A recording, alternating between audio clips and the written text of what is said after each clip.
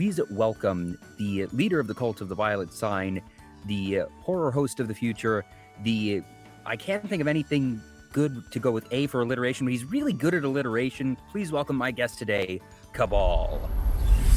Hello, Jay. And hello, Kabhaal. Normally I would say welcome to the live stream, but wait, this isn't my stream? No, it's not, but hey, we can still have some screaming. Folks in the chat, do let us know if the sound is all good. I think I've got the levels right, but always have to make sure those are just as they need to be. Yes, Bjorn, dread it, run from it. The puns, the alliterations will still arrive. Oh, it never ceases as long as I'm involved. Well, I am so glad to have you here today, Cab. So I'm guessing most people in the chat probably already know you, but for anyone who doesn't, if you could please introduce yourself. Well, luckily for me, I have a sales pitch in Sinister Storage. So for those of you who may not know me, allow me to go ahead and introduce my insidious self. My name is Kabhaal, or you could just call me Cab. And I am your favorite frightening, caffeinated cultist and hooded horror host. I deal in all things spooky and sinister, to include menacing movies, terrifying TV shows, nightmarish novella, sinister stories, chilling creepypasta, abominable art, and a handful of horror and survival games. And what a sales pitch it is. Like I said, full on alliteration, you hit all the points. Marketing is actually my background. It's not something I talk every day, but, you really hit that of just, okay, who am I? What do I do? What are my specialties? Getting all those different areas of interest. You very much have your shtick down, and that's something that extends not just to, the little elevator pitch that you have there, but you have always been somebody who is very cognizant of your branding and also just sort of the business side of VTubing, that while you're very much in this, for the fun and for the enjoyment, that a lot of what you do and a lot of what you discuss on your streams is, I suppose optimization might not be the right term here, but sort of just making sure that you and other content creators are cognizant of what makes them special and sort of helping people figure out, all right, what do you need to do to put yourself in the best position to succeed? I remember one of the very first pieces of content I saw from you, I was directed to you by the friends of the show from Isekai Inc., Usagi, Ellie, and Booster. But I think one of the first videos of yours I saw was the one that you did for Callie's Off With Their Heads, which I know actually wound up being one of your more successful videos overall. Oh, yes. That video, for those that don't remember, it was a very hot topic at the time because somebody had asked Callie in one of her live streams, well, what do you suggest for, people who want to get started into VTubing? And her take on it was something that was, very simple. It was, very, in my opinion, common sense. It was, like create content. And, but the context in which she said it caused this huge uproar, and I would say like no small amount of backlash. And at the time she went ahead and she put out the song Off With Their Heads afterwards. She kind of took her own advice. It wasn't just talking about something. She made content out of it, and it blew up. I remember that video hitting I would say something like around 2 million views within, I think, the first week. Yes, and most people... it was. And it was also, I think, the first original song she'd released after her debut EP, so it was already anticipated outside of whatever specific topic she was going to be singing about. But that, combined with the fact that it was a bit of a hot topic at the time, really just made it blow up even more so.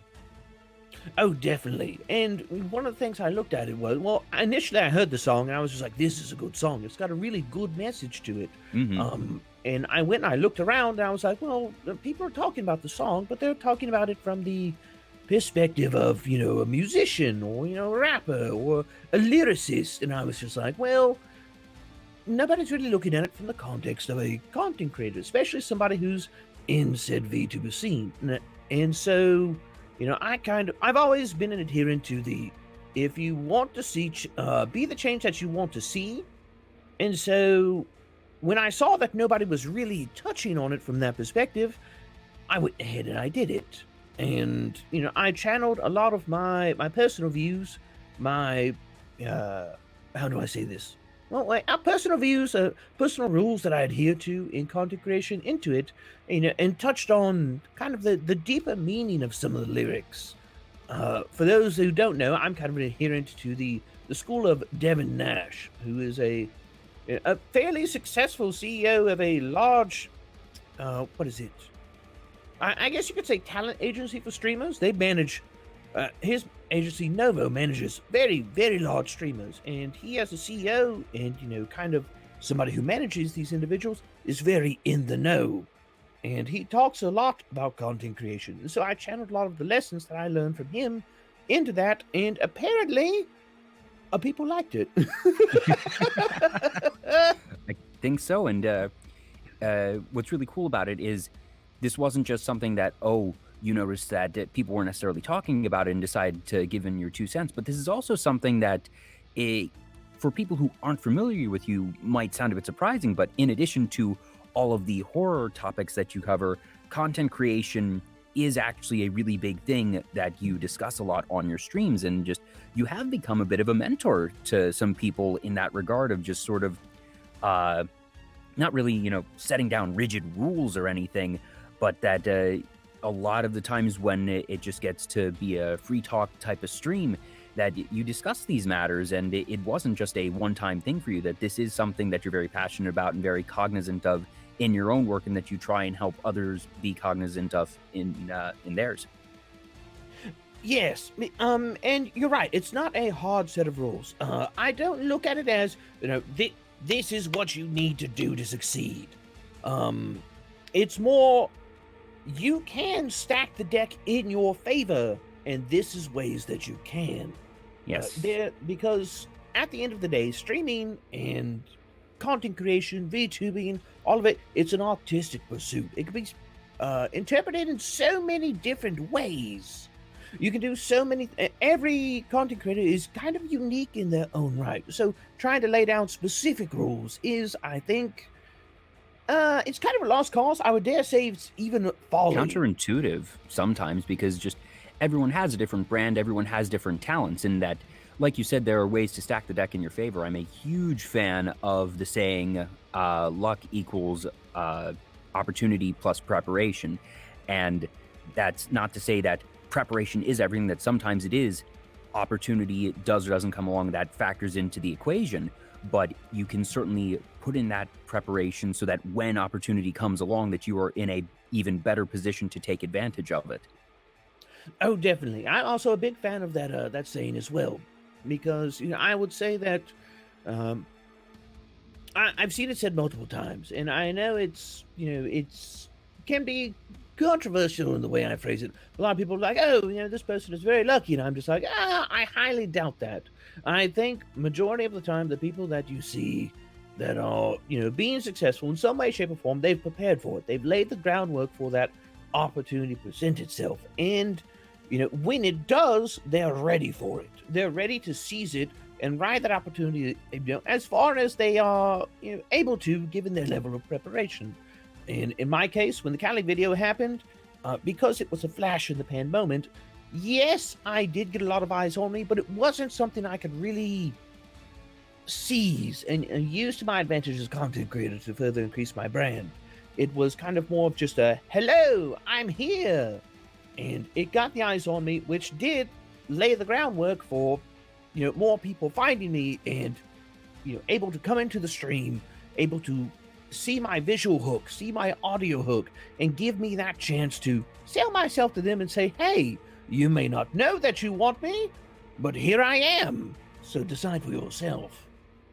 Yes, indeed. And that's one really big thing of just, usually people are going to get more than one opportunity. So even if you aren't necessarily prepared for the one that just passed you by, don't beat yourself up over it, that there's probably going to be other chances in the future. And even if you don't think you might not have taken full advantage of it, it's not a binary, that you can still take any amount from any opportunity that you have, and every bit that you do is a net positive for you.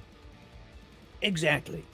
You always want to try to set yourself up for as many opportunities as you can. Try to set yourself up so you can consecutively have those chances to meet success in some way, shape, or form. Now, as to the level of success, nobody can predict that. We're not, we're not diviners. We can't see the future. At least most of us can't. We can take pretty educated guesses, I would suppose, but it's you have to understand that the level of success that one person might meet with an opportunity is not necessarily the level of success that another might meet. And not everybody are going to get the same opportunities, but kind of laying that groundwork, giving yourself as many chances as you can. If you miss an opportunity, if you've put in the work, if you put in the leg work.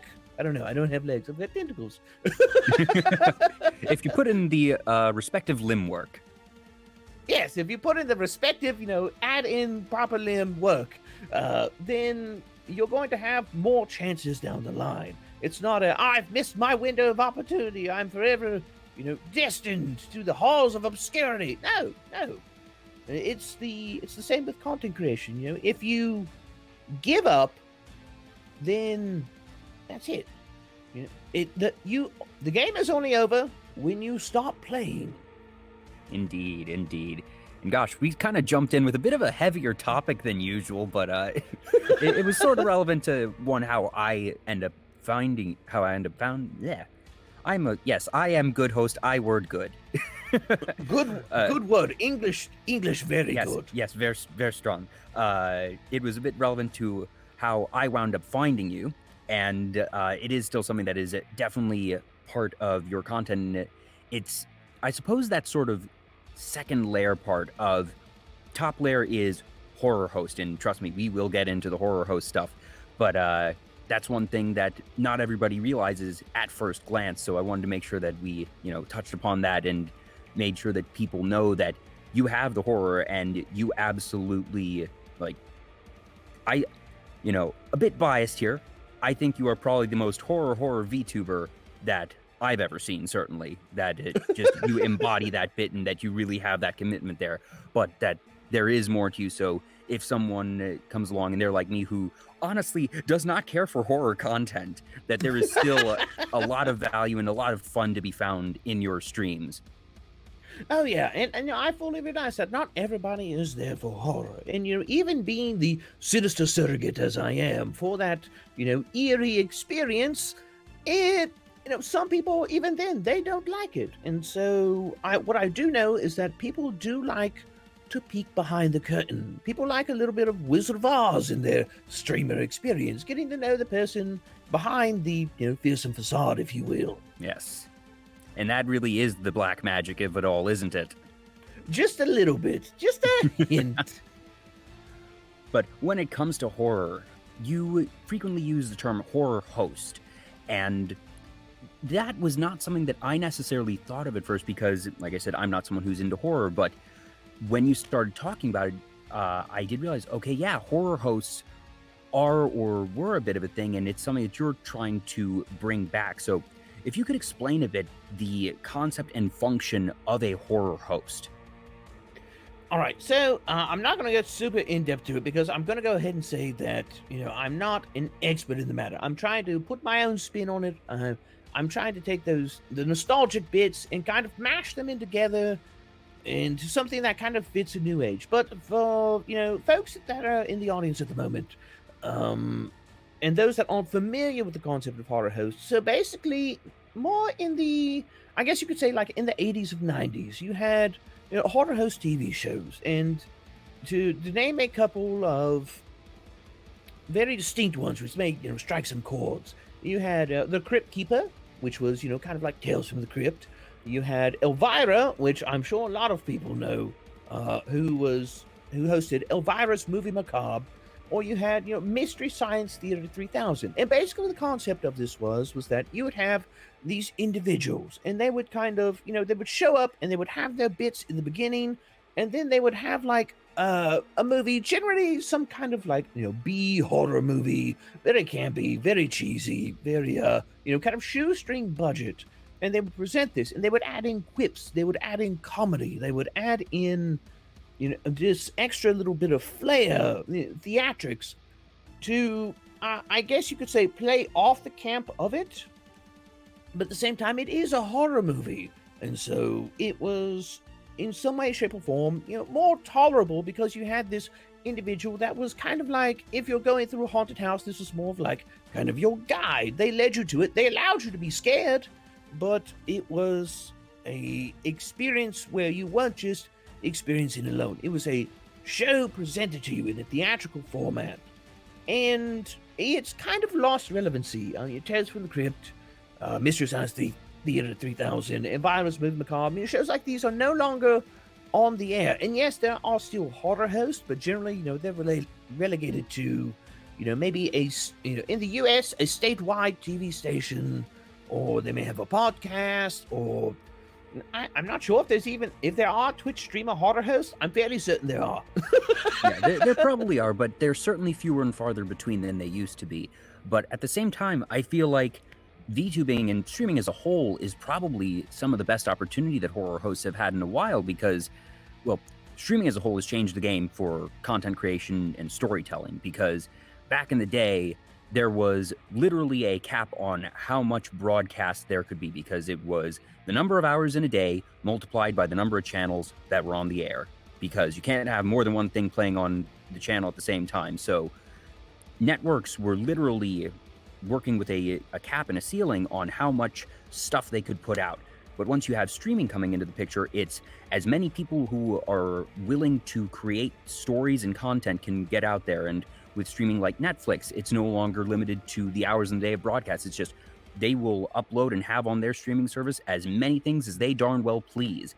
So I'd like to think that we're actually now hopefully at the start of what might end up becoming sort of the second great age of, well, content creation as a whole, but with specificity to horror hosts, this opportunity I feel like is more than it's been in the past, and I see you as someone who's really on the forefront of that obviously, like you said, you might not necessarily consider yourself an expert, but honestly, if you think about things in relativity, you should give yourself credit for really being at the forefront, even if you might not be as big as Elvira or MST3K, that right now you are one of a few, and that is still worth a lot in my opinion.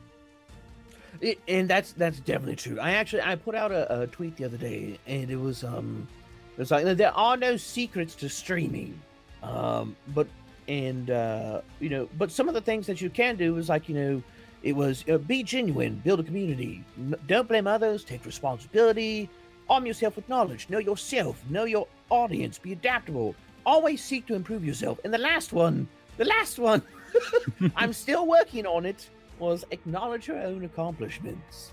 And I'll give you that, Jay. I'm pretty bad at that, but yes, I did see an opportunity to maybe jump in with that first mover advantage. Because VTubing, like you said, it is streaming as a whole, but VTubing especially is a kind of whole new realm for people to kind of touch on genres that may have fallen by the wayside and, may have been prohibitively expensive in the past, especially with horror hosts and things like that. Like you would need makeup artists, you would need people to build sets, you would need people to set up the sets, you would need space to store it, you would need studio space, you would need camera, everything like that. I can keep all of that now in this day and age on a thumb drive.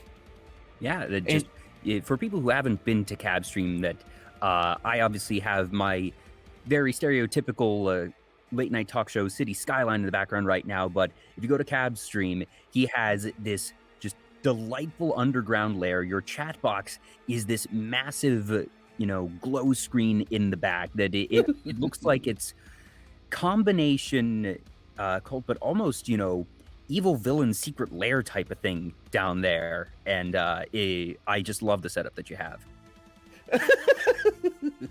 Thank you very much. I very much, when I set the stream up, I wanted to play in kind of the the Lovecraftian, ornate, almost eldritch technology kind of. I guess you could say HR Giga-esque kind of feel to things. And I was worried at first that everything like that would kind of come off as too, I guess you could say, cluttered. But at the same time, I think it's played over well. It's got that certain level of like ornateness that gives it that very culty feel, but at the same time, it's got that chaoticness to it where it's just like, it's kind of a treat for the eyes. Like you can you can be looking around and seeing all these different details, and every time I tune in, like naturally eyes are going to be drawn to you, but then I'll pry my gaze away every so often and be like, oh, there's a little tendril coming out of that piece of tech, or there's something overgrown here, or just the little bits and pieces. Whoever did the art for your background, I'm not sure if that was you or if you commissioned someone for it, but they did a fantastic job. That was a friend of mine that I made via the Ashes of Creation community, which is a game I'm very much anticipating. But it was an individual called Shako-san, and I had commissioned him for it. And a funny story, he is an artist. He does mainly adoptables. I don't know if you know what those are, but yes, he does.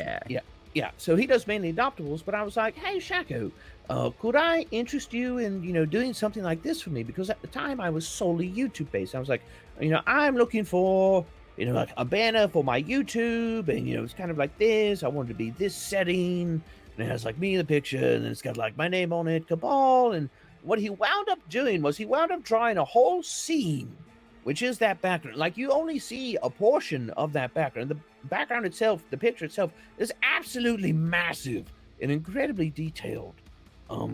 But he wound up making all of that, and as part of that, he gave me like all the files. So like the picture that I sent to you, that you put out in the tweet, that's actually when he put it in that scene, and then he like put my logo over it and added effects to it. But then he sent me the background in and of itself, and I was like, well, what am I going to do with this? And then I started to set my stream up. I was like, oh, wait a minute. I know exactly what I'm going to do with this. So, yeah, it was kind of a happy circumstance, because initially I wanted to go with kind of the, like the background that kind of everybody has, where it's, the singular color, and it has like the symbols on it, and maybe they move, maybe they don't, but they're like, brand relevant symbols. Yeah, but a bit less busy, and like nothing wrong with those types of backgrounds, that they're very clean, they're very good, but I think yours works for you even better than something like that would. Oh, definitely. And I think one of the things moving forward is I definitely want to kind of set everything up to be kind of more of like that horror host set. And so when we talk about plans for the future, I guess towards the later end of the show, there's some things I would like to touch on due to that, because I have some sinister surprises in store. Ooh, very exciting. Now, outside of VTubing, horror is still very much a part of your, I don't know if I would want to say identity, but it is an area that you are genuinely passionate about, even before getting into the VTubing realm as a whole, that horror games, horror movies, and as is now getting to be the season in about a month or so, haunted houses, that you've been a part of several haunted houses you mentioned. I was wondering if you had any particularly good stories of being able to scare or set up scares for attendees. So yeah, and I would go ahead and say yes, horror it's a pretty big part of my identity. As a not just a broadcast, but just as an individual, it's shaped the things that I enjoy. I do enjoy things a bit on the darker side, whether it's humor or art or style, things like that. Horror has definitely played a part in it, so I'd say identity is being part of my identity is pretty darn accurate. But as far as haunted houses, I've worked in several, whether it is smaller personally owned but professional haunted houses, or whether it's for large franchises that are running events in their parks, or things like that. I've worked in all levels of haunted houses, and there have been some pretty, I would say, some good scenarios that I've had in the past. You're gonna have to forgive me, my memory is a bit hazy on things, so if I'm I'm lacking on details. Well, Oh, it's just fine. Any my details at all, I'm abominable sure will be apologies. just fun. But let's see. I would say one of the most. I actually told this story on stream before, but there's one of the things that I can say that I have done, and that a lot of people probably haven't, is I have slept in a casket before. Well, no, a lot of people can say they've stepped in a casket. Not as many people can say they've stepped in a casket and stepped out. Well, I mean, no, I took a nap in a casket, a several-hour nap. Hopefully, it Quite was at least comfy. padded, or was this, just wood back or stone or whatever it was? Oh, so this was your more like modern day casket. Had the padding and everything in it. Okay. It was in the haunt that I was working in, and it was the middle of summer. So surprise, not many people want to go in a haunted house during the summer. It's just maybe it's not the the right spooky season for it. But it was one of those moments where it's like, oh, we have downtime. It's like, all right, well, I'm kind of just going to. I'm working this room. It's got this casket in it. It's brand new.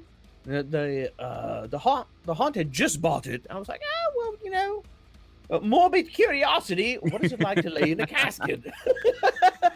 And so I laid Hey, it's down. no different than actors taking a nap backstage if there's just downtime between rehearsal and the show or something. I am well acquainted of when you are doing live event work, whether it be as a performer or someone backstage, a facilitator, you name it, that things get busy and you take your downtime when you can get it.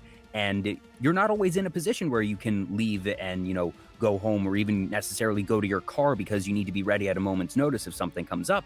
So you just sort of lay down with what you have. And if you have a padded casket nearby, yeah, I would do that too. I would take the nap there too.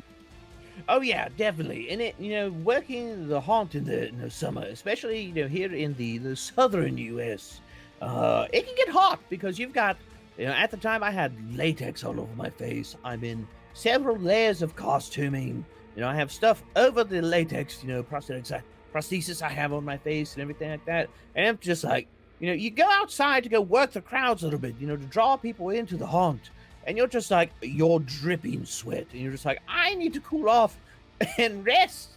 And so, I laid down in that and I kind of like took a little bit of nap because we had AC inside and everything like that. And so I was close enough to the entrance that I could hear when people would come in.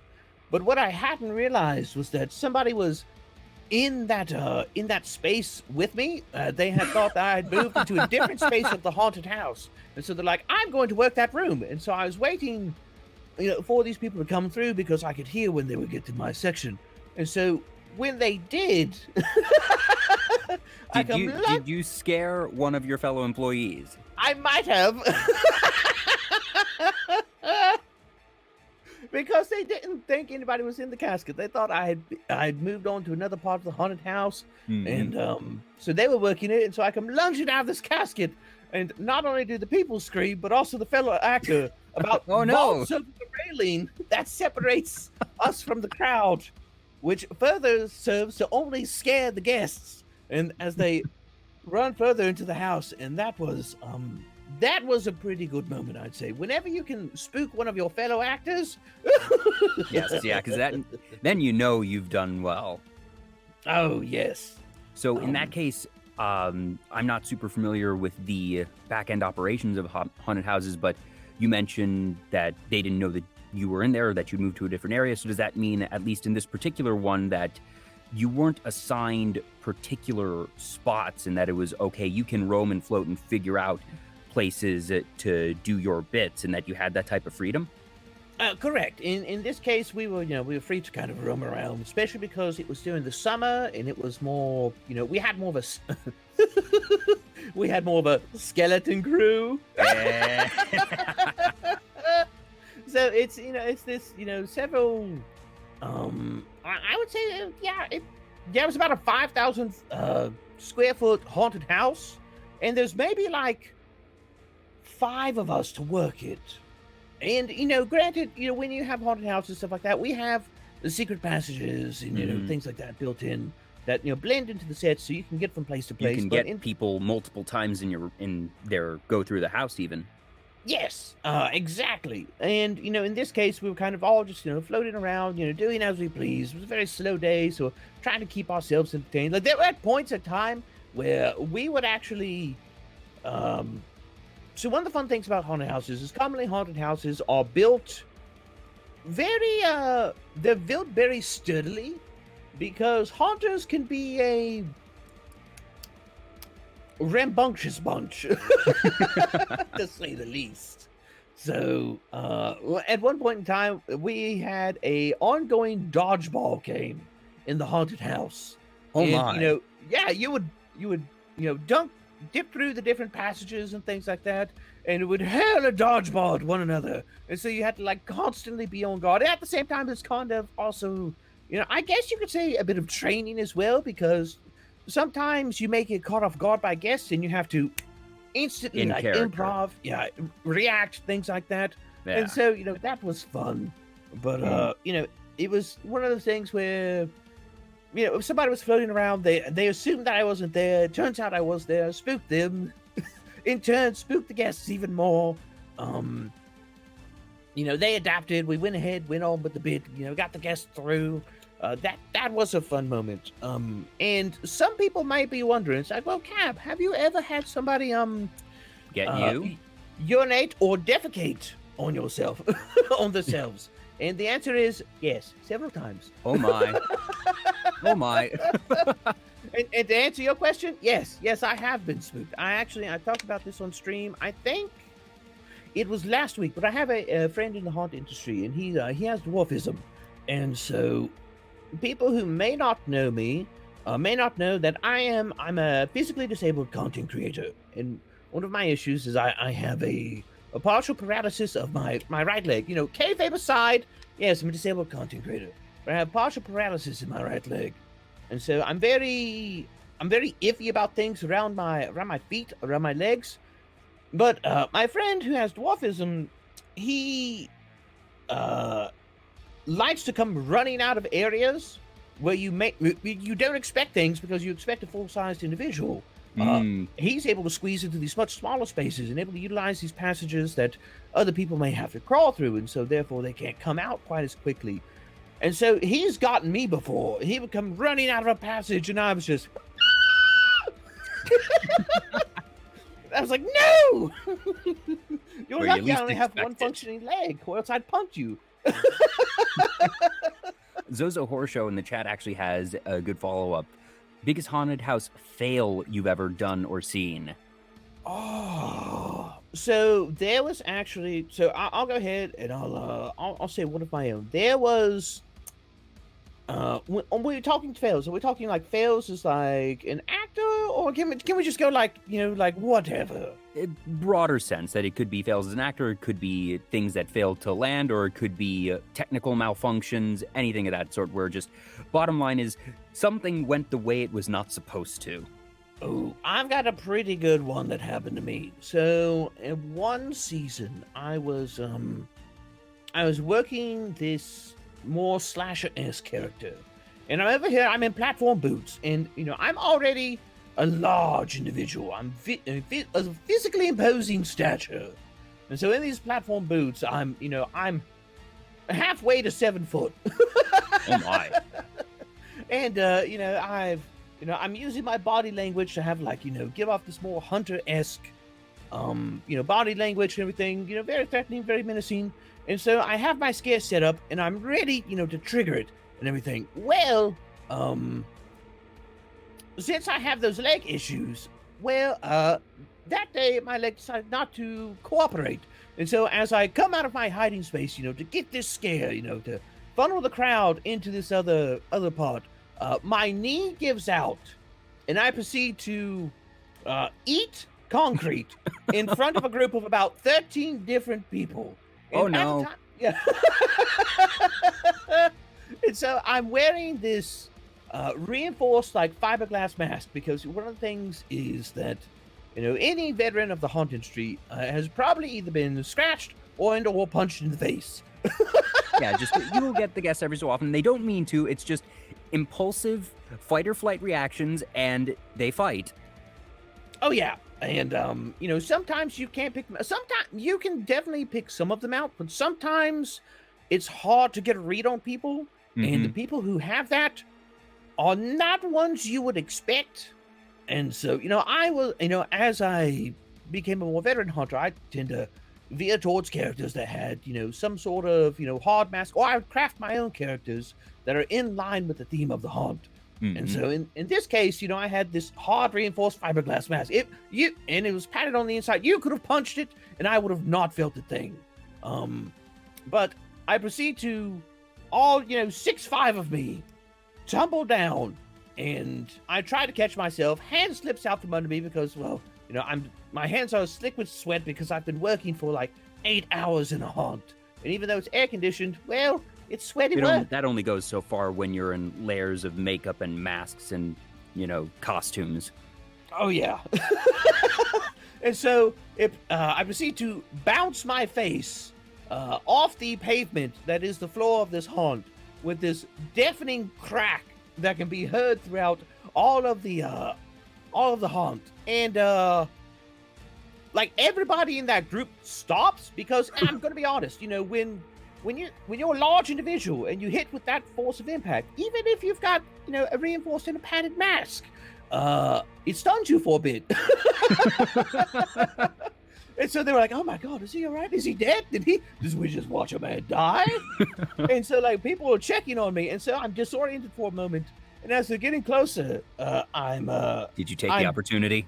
I did. I was able to gather my senses for a moment and take the opportunity to kind of like reach out, swipe at somebody's ankles.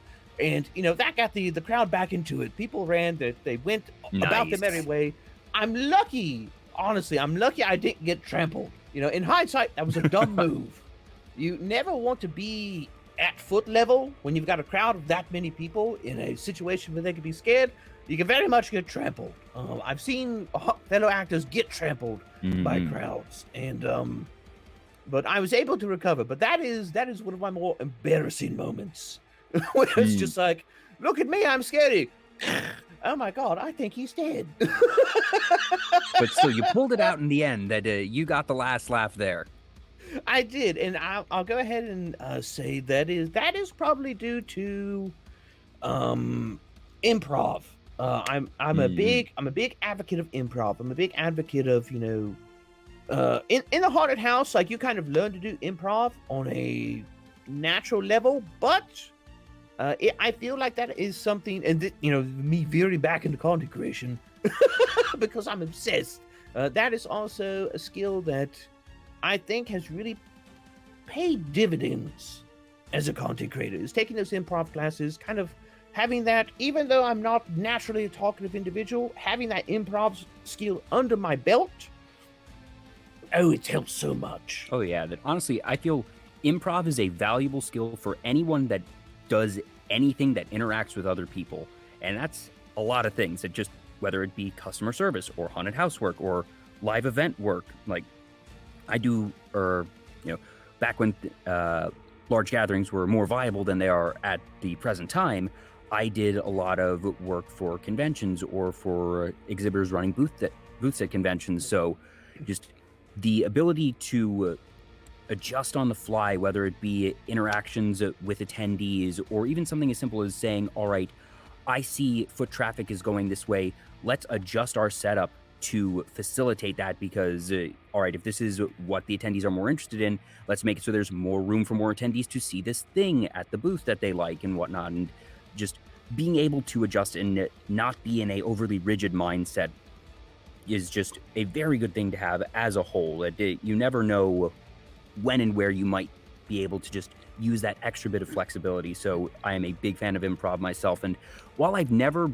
been part of a proper haunted house crew, I've done a bit of acting, but I do remember I must have been, I think it was the years between 15 and 17 for me, that, just a bit too old to go trick-or-treating, but not quite old enough to necessarily have other plans on Halloween.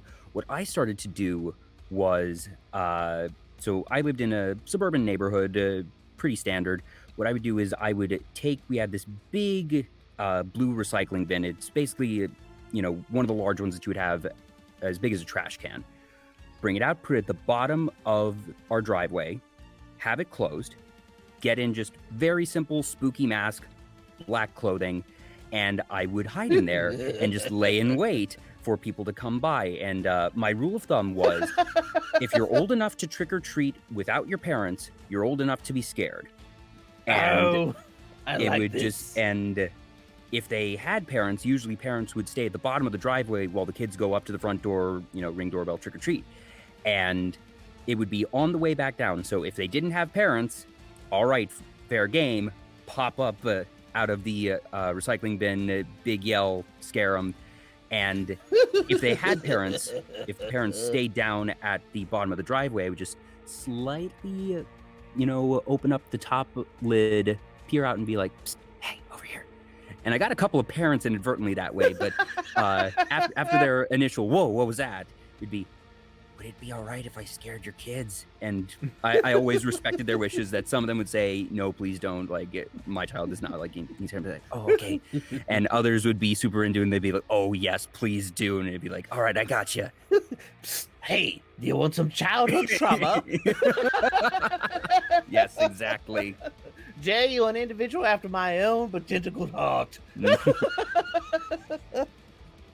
Yeah, so that was a fun couple years, and there was actually a couple, like the second and third year that I did it, that saw the blue recycling bin and was like, wait a minute, isn't that house where the guy popped out of there? And I was like, oh, dang it, they're on to me. Because I wasn't quite creative enough and didn't have the resources to necessarily innovate every year, so I think in a couple of those cases, I'd pop my head and be like, yeah, it's me. Hi. So at least got to make a comedy bit out of it. It's like, all right, if they know to expect it, I'm not going to bother trying to scare them. But it was still fun to sort of pop in and be like, yeah, you're right. That's me. Have a nice night. Pop back in. Yeah. And so it kept me entertained on those couple of Halloweens. And, it's interesting because you said, that was in kind of like the age of 16 to 17. And that's when a lot of, having somebody who's worked in the haunted house industry for, quite some time, that's honestly when a lot of folks tend to start to get their first taste of haunting. That's when I started to get my first taste of haunting. We had a individual from, the first haunted house that I worked at. They had they came in to the high school and they were just like, hey, I work at so-and-so haunted house. This is what I do for a living. He was actually an alumni of that high school. And, particularly, they came into an art class. And knew the art teacher personally. They were a successful individual and everything like that. So they came in and they were kind of like, they pitched it like, hey, this is a seasonal, job that all of you can work, because obviously, high schoolers, they can work full time. Yeah, you're not going to be going full time, but can still do that on the weekends and a bit in the evenings. I had a couple friends actually that worked a local. It was sort of a farm forest area haunted path type of thing. So it wasn't a house proper, but it was called the Field of Screams. And I had a couple friends that worked that.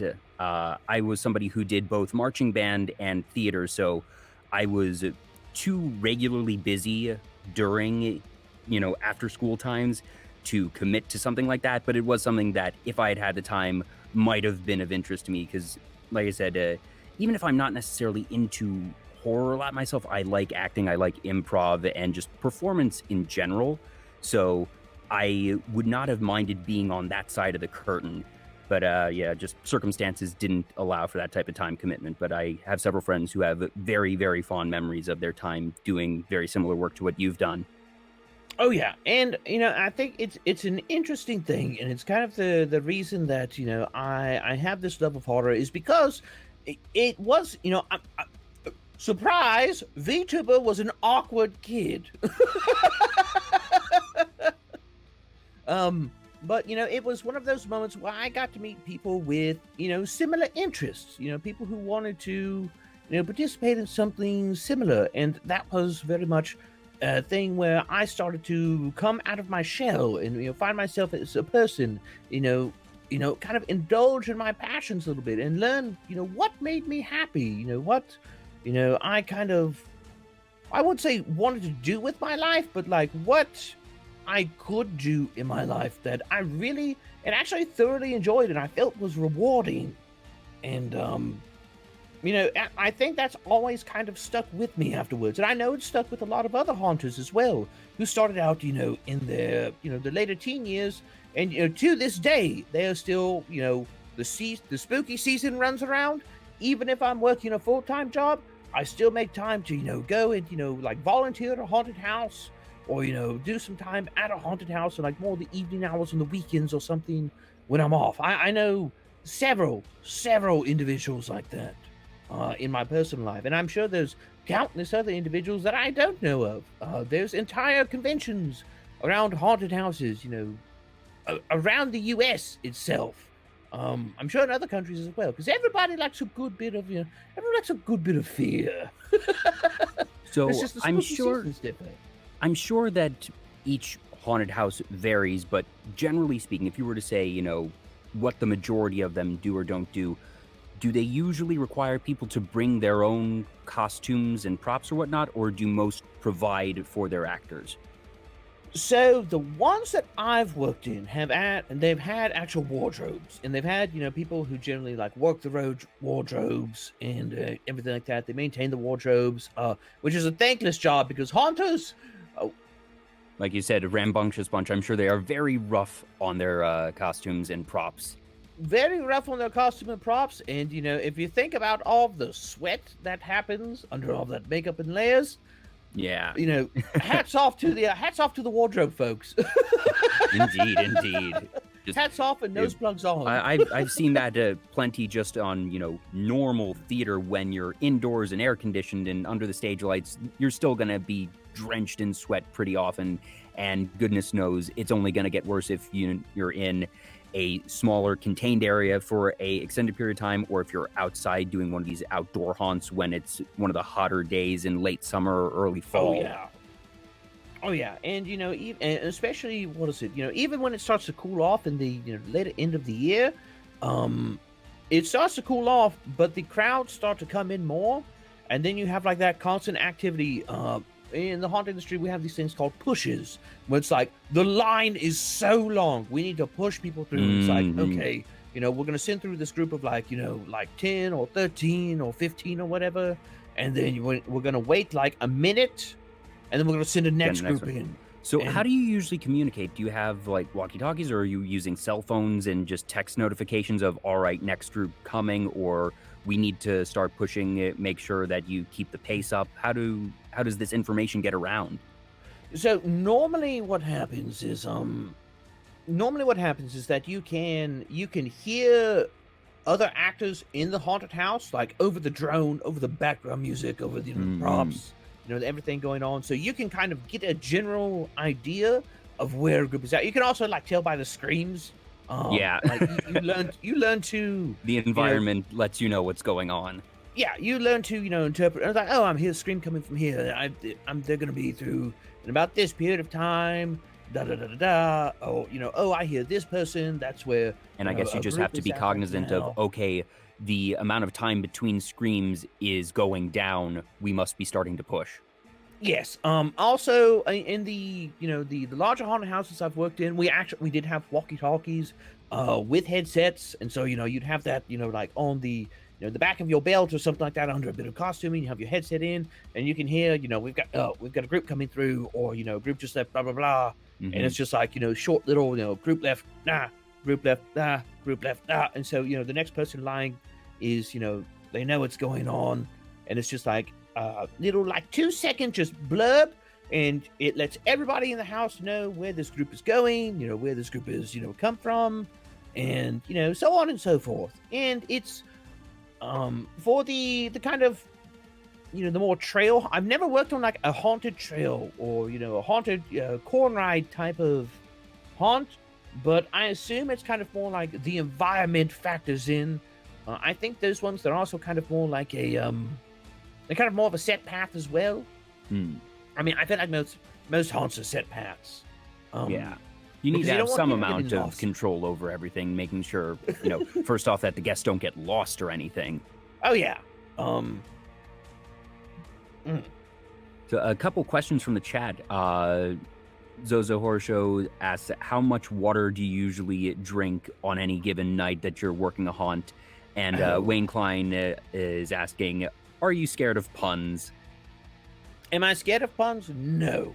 I'm not scared of puns, but I do enjoy puns. I'll go ahead and say that, as a fan of wordplay myself, I appreciate puns. It's more, it's kind of a, let's see how bad they can get. Generally, like in my chat, it's, let's see how bad the puns can get. And sometimes they come out of left field, like, oh, you'll start reading something in chat, and it's like, wait a second, that's a pun, and you're just like, oh, it's kind of like, oh, you got me moment. And so I find the groaners enjoyable. Yes, and you're certainly in good company with another purple tentacled VTuber when it comes to puns. But as far as drinking water in a night of haunting, so at the haunt that I wound up that I last worked at, so we would have staff members that would come around, and they would come around with like bottles of water, and they would come around like every 15 to 30 minutes, and so and sometimes you would even go get some water. And so I would normally at the end of the night, I would have kind of a pile of empty water bottles in this backstage area where I would take a moment to sit down and rest. Yeah. Between scares, and it was probably in the realm of I would say probably 10 to 15 bottles of water. It was, oh my goodness. Yeah. Oh yeah. Well, because you did say that you were doing 8-hour shifts, so I suppose that's not too surprising. Yeah, we do 8-hour to 10-hour shifts. It really depends. The weekends tend to be longer shifts, whereas you'd have sometimes you'd start Thursday or Friday. Those tend to be shorter because people are not going to hang around as much. But the weekends, Thursday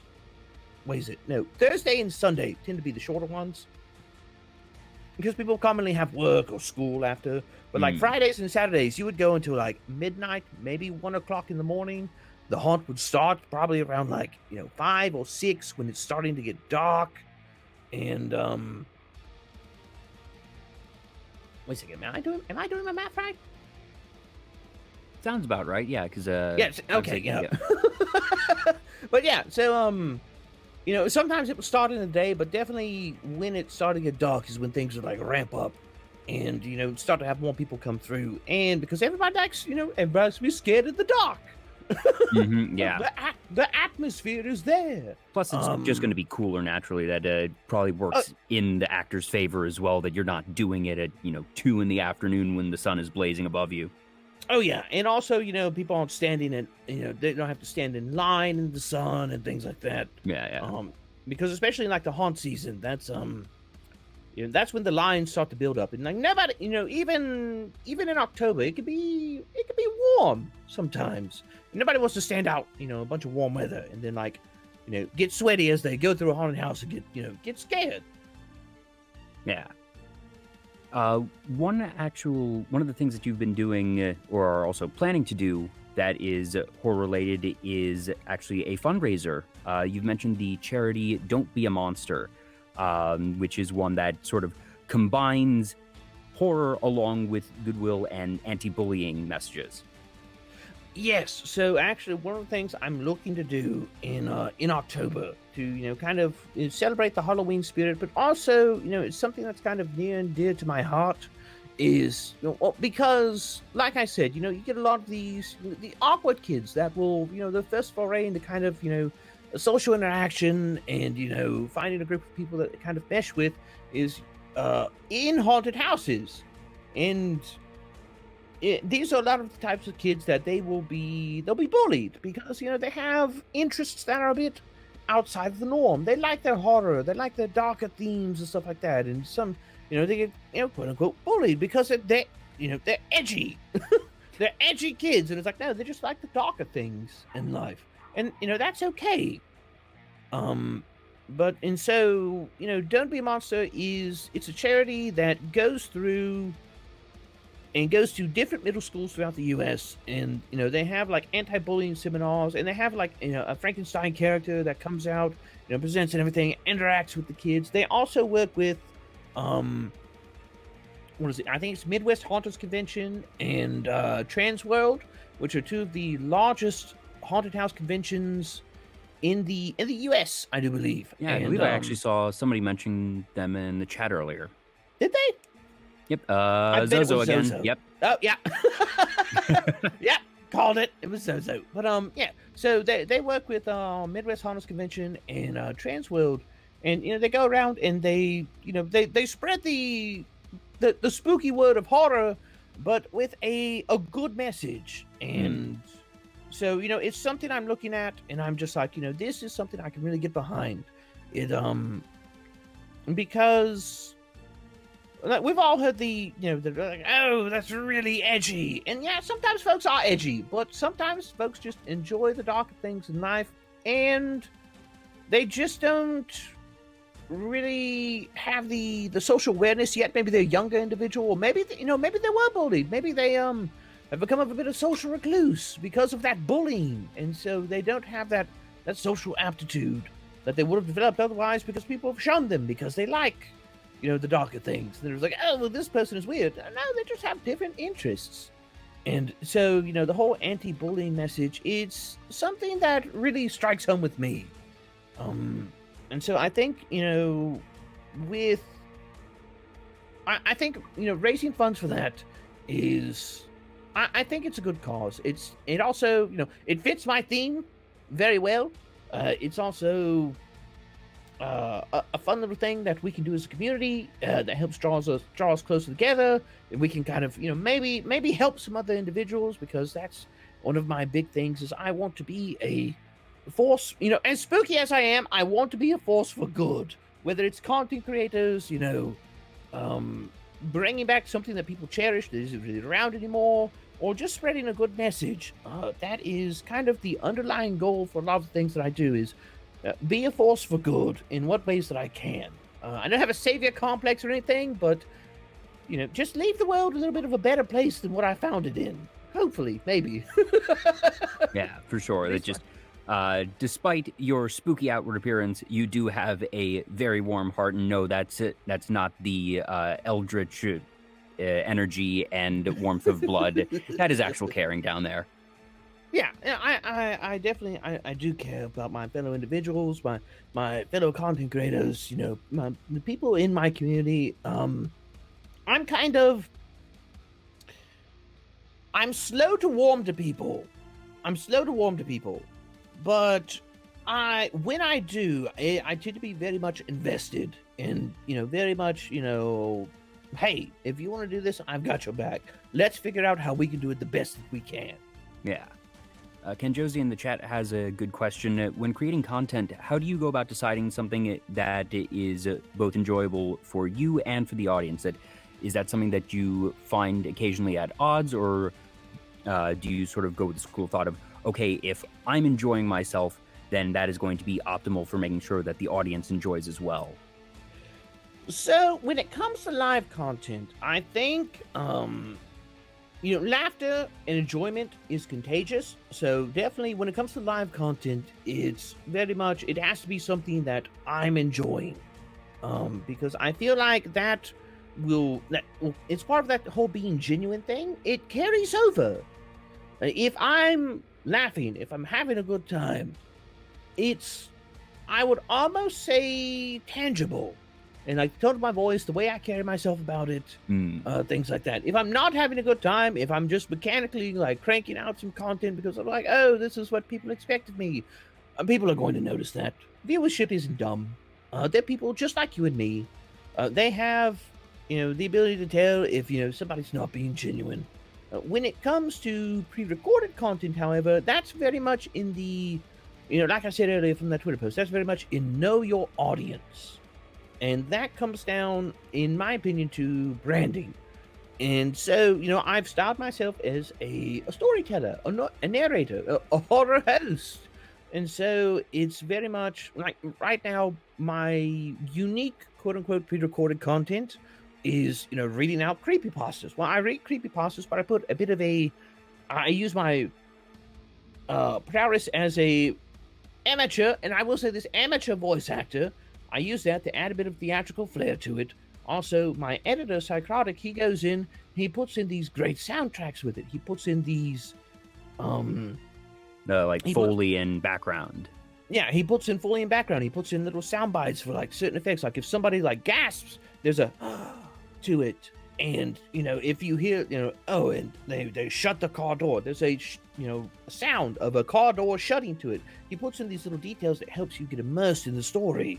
And I know that, since horror and, spooky stories and things like that is a mainstay of my content, a good bit of my audience is going to be like, all right, well, let's listen to Gab's spooky story that he's going to narrate. And putting in that little bit of theatrical flair to it, well, that is on brand for me because I'm a theatrical flair kind of guy.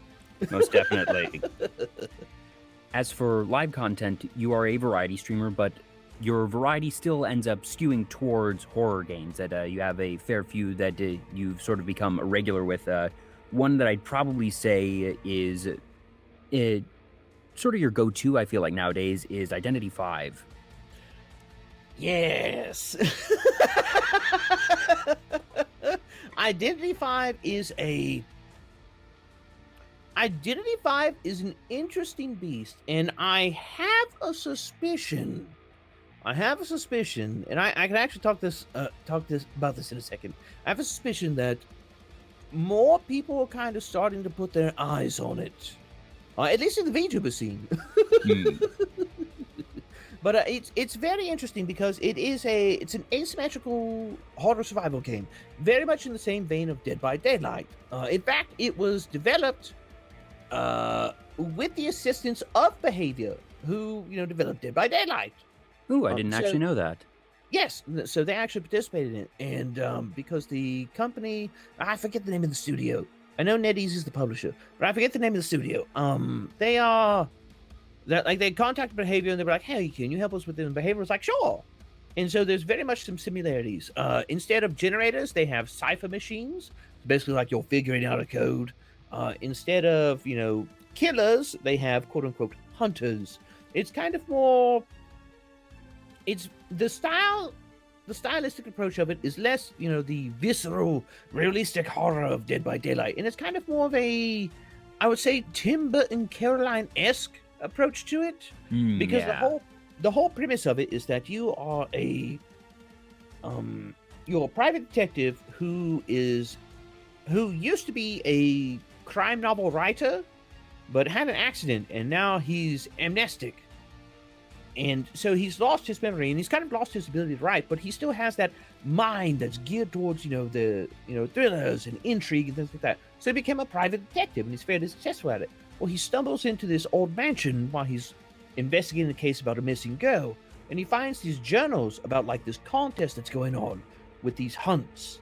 And so all of the matches, instead of them being like, actual matches that everybody participating in, these are entries in journals that participants in these hunts had to keep as they were part of them, to like win a prize or qualify for this prize or whatever.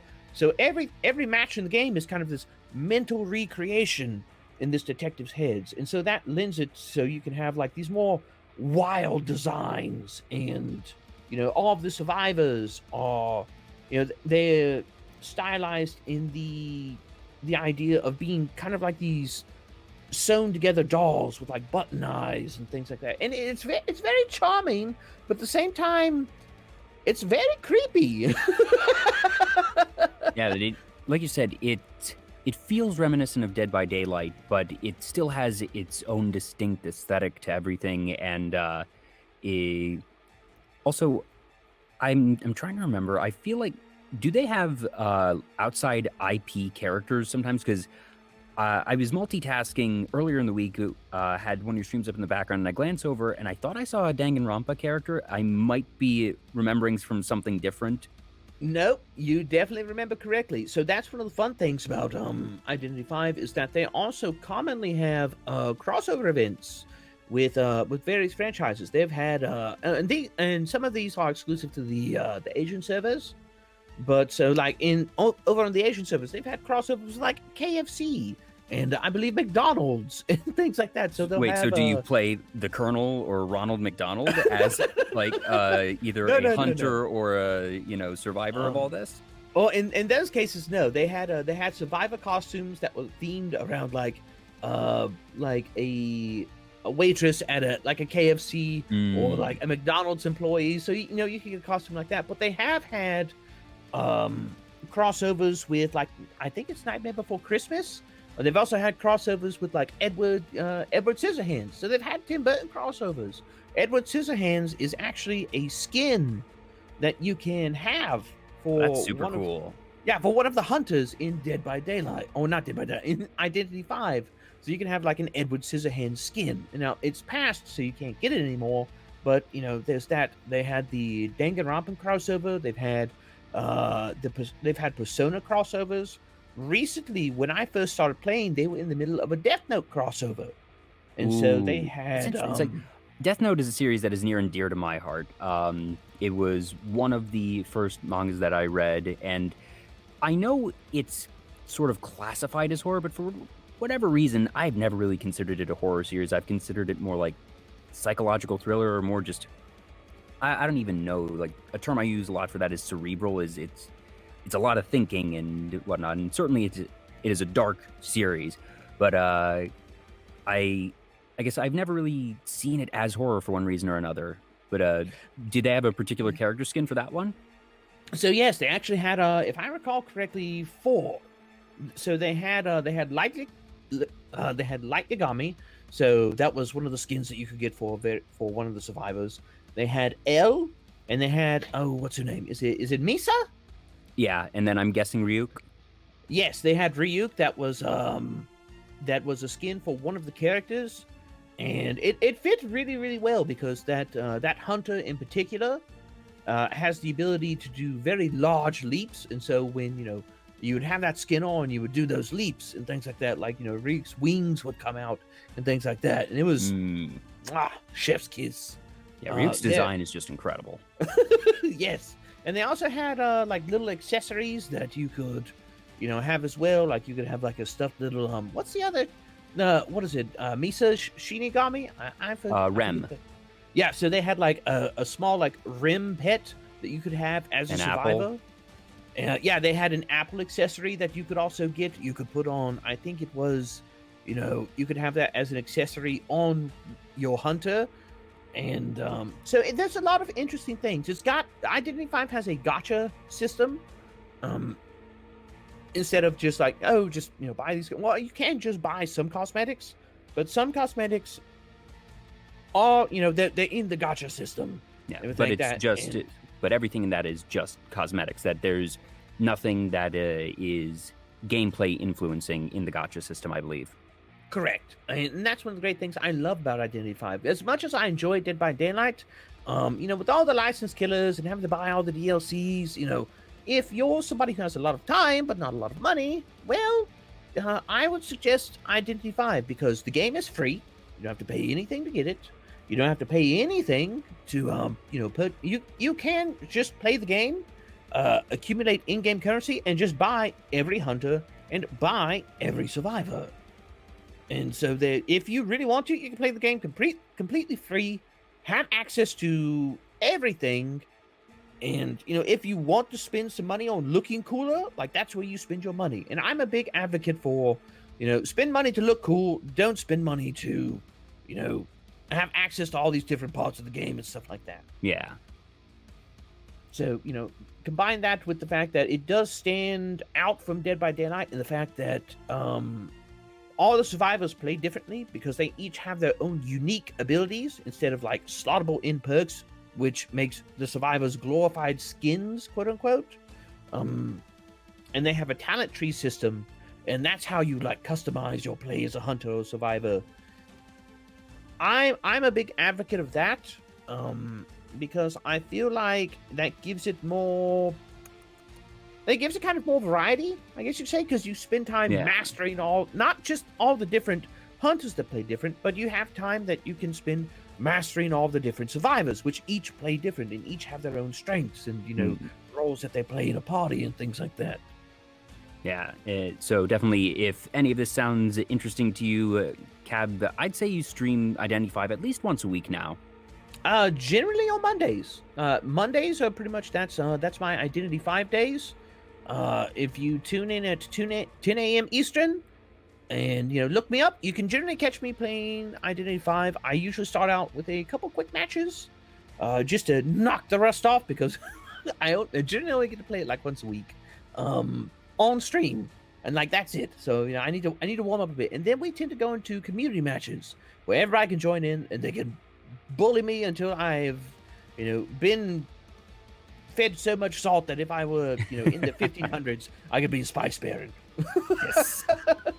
Another game that you play a fair bit is 7 Days to Die. That is correct. Now I will say this, I play it a fair bit. I have an inordinate amount of hours on it on Steam, but the other day was the first time I played it on stream, which was an interesting experience, to say the least. Because what made the difference of playing it on versus off stream? So one of the things is that recently Fun Pimps, the developer of 7 Days to Die, they implemented Twitch integration. And so that's kind of one of the things I was waiting for before I touched 7 Days to Die on stream. Because I'm a big advocate of community participation. Community is a central focus for, all of my content creation. I want the community to feel like they're included, feel like they're a part of it. And so, I activated Twitch integration on it. And that was...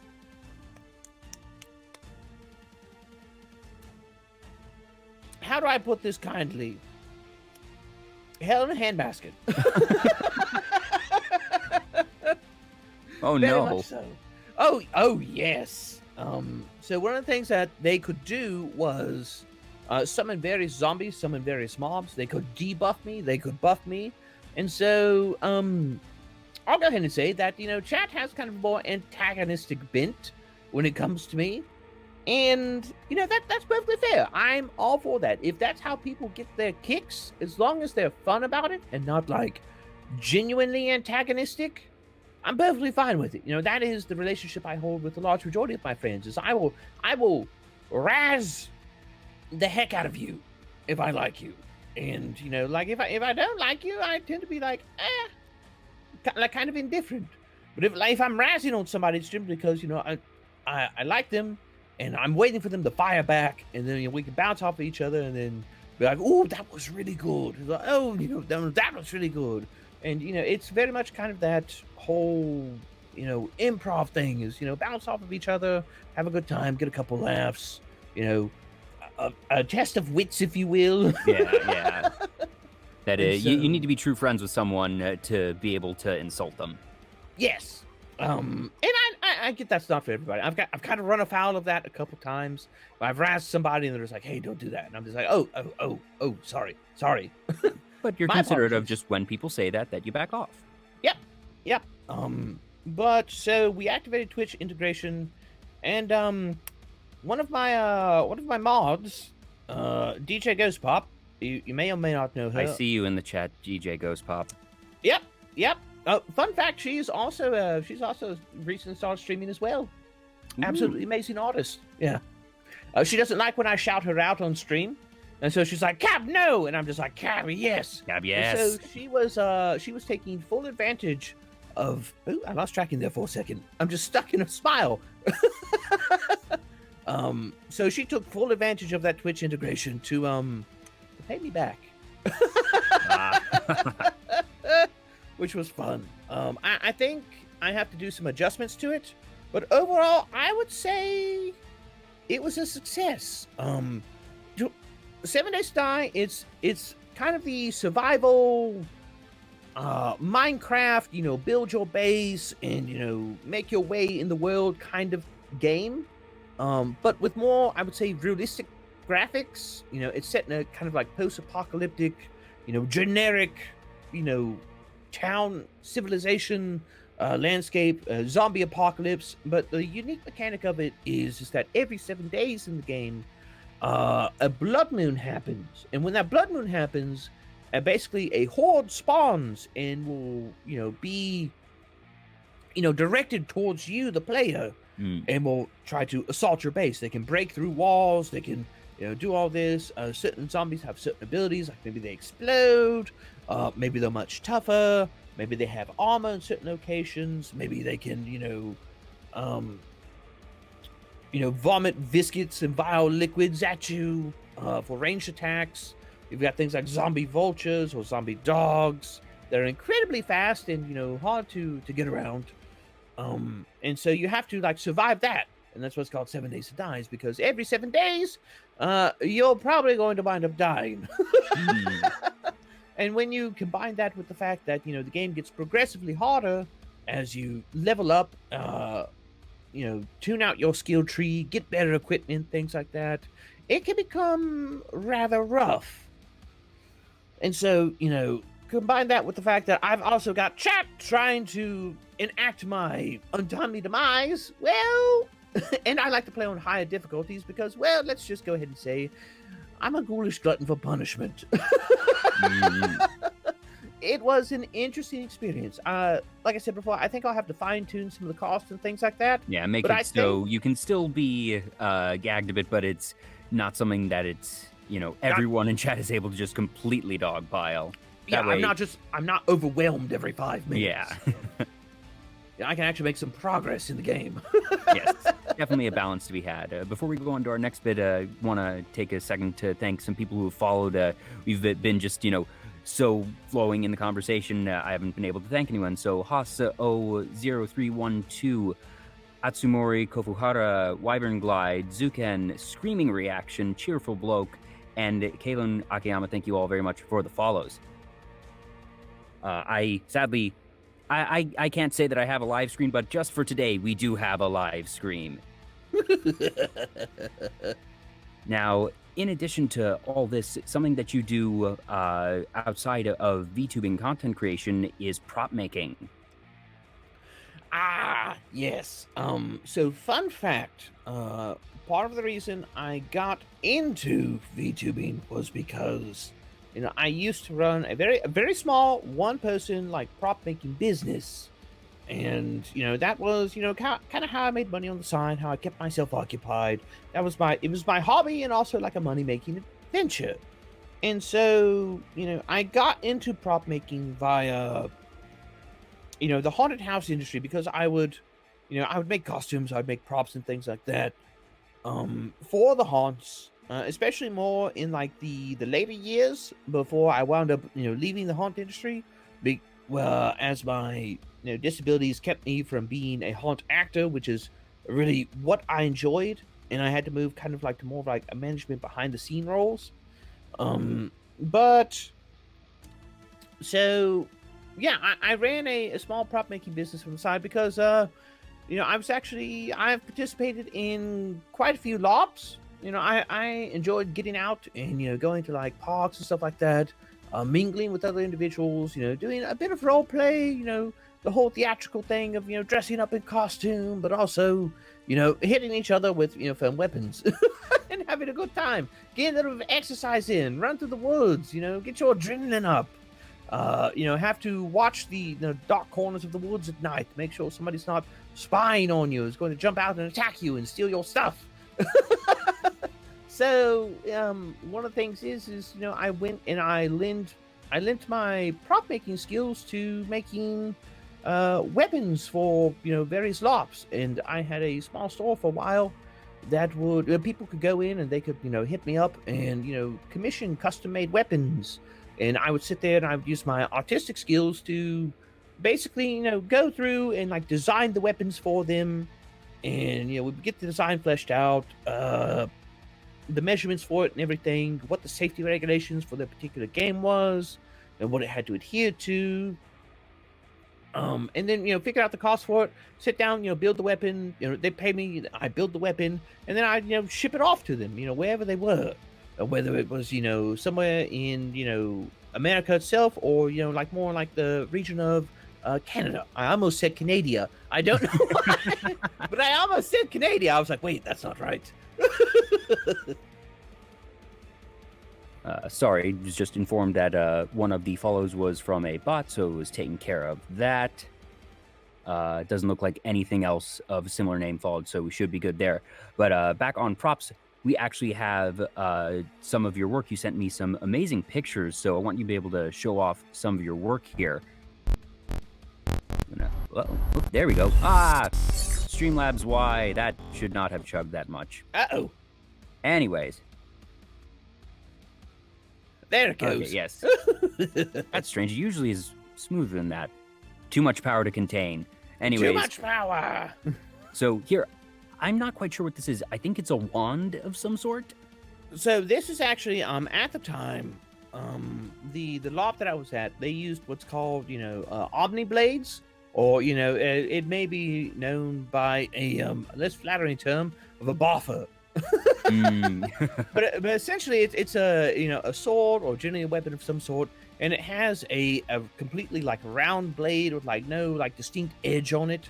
Okay, and so this was, yeah. So it was the angle, and just the fact that there's no there's nothing else for scale in the picture. That initially I looked and it seemed sort of like a wand, but now that you mentioned, yeah, it's just a sword essentially. I'm definitely familiar with the term boffer. That I have a few friends who are really into LARPing, so very familiar with that. But this, I don't know if I'd ever want to use this in a LARP. But this is far too nice. That you have the little spirits here on there. I'm assuming that's a wrap of some sort and not hand painted, because it looks relatively consistent. No, that was actually hand painted. Wow. So I sat down and I did the hand painting on it. I hand painted all of it. The skull and the rib cage and all of that is actually, that's sculpted from singular blocks of foam, and they're all layered together. They're so one of the things that I did at the time, which was relatively new, which was later adopted by the game, was that I would coat all of my weapons in a vulcanized rubber coating, better known as Plastidip.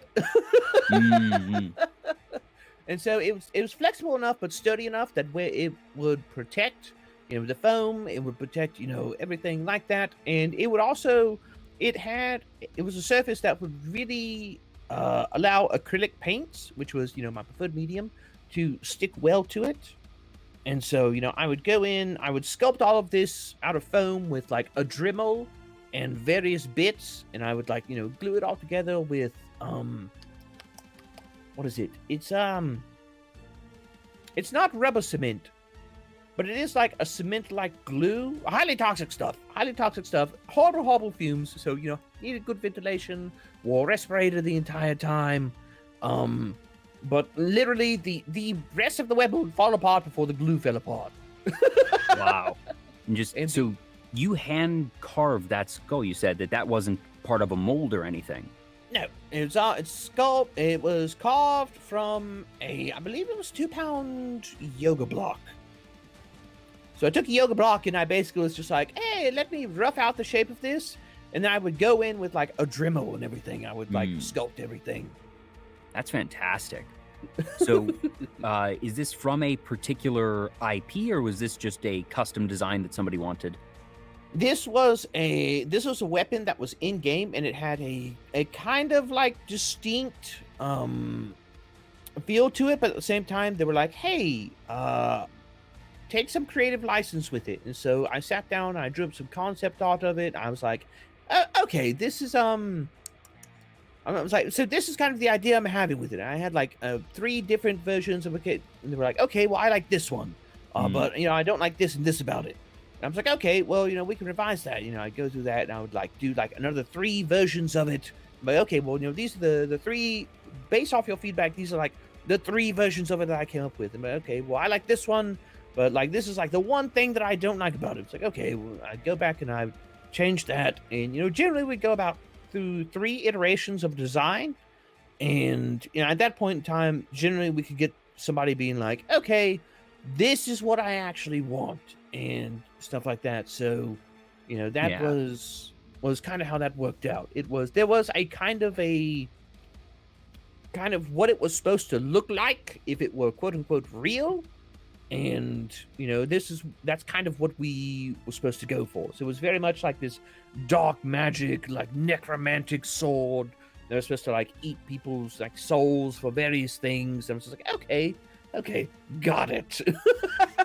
Yeah, that sounds pretty similar to most commission flows, from what I understand. That I've never actually done a commission piece, but I have a couple people who I know do stuff like that, and it's the commissioner comes and says, all right, this is what I want, and that you bounce concepts back and forth. You have usually the person will say as part of the fee that you get like somewhere between 1 and 3 rounds of revisions, and then you eventually settle on a final design.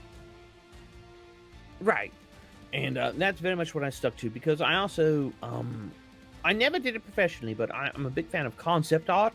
And, I would do stuff like that for the haunted house and things like that, where I was coming up with like character designs and character costumes and, stuff like that for the haunt. I would come up with these designs. I would pitch them to the haunt owner, and they'd be like, okay, well, I don't like this about it, but I do like this about it. And we'd go through. And so I just applied that same process. Mm-hmm. And it worked out pretty well. People were fairly happy with the things that we came up with.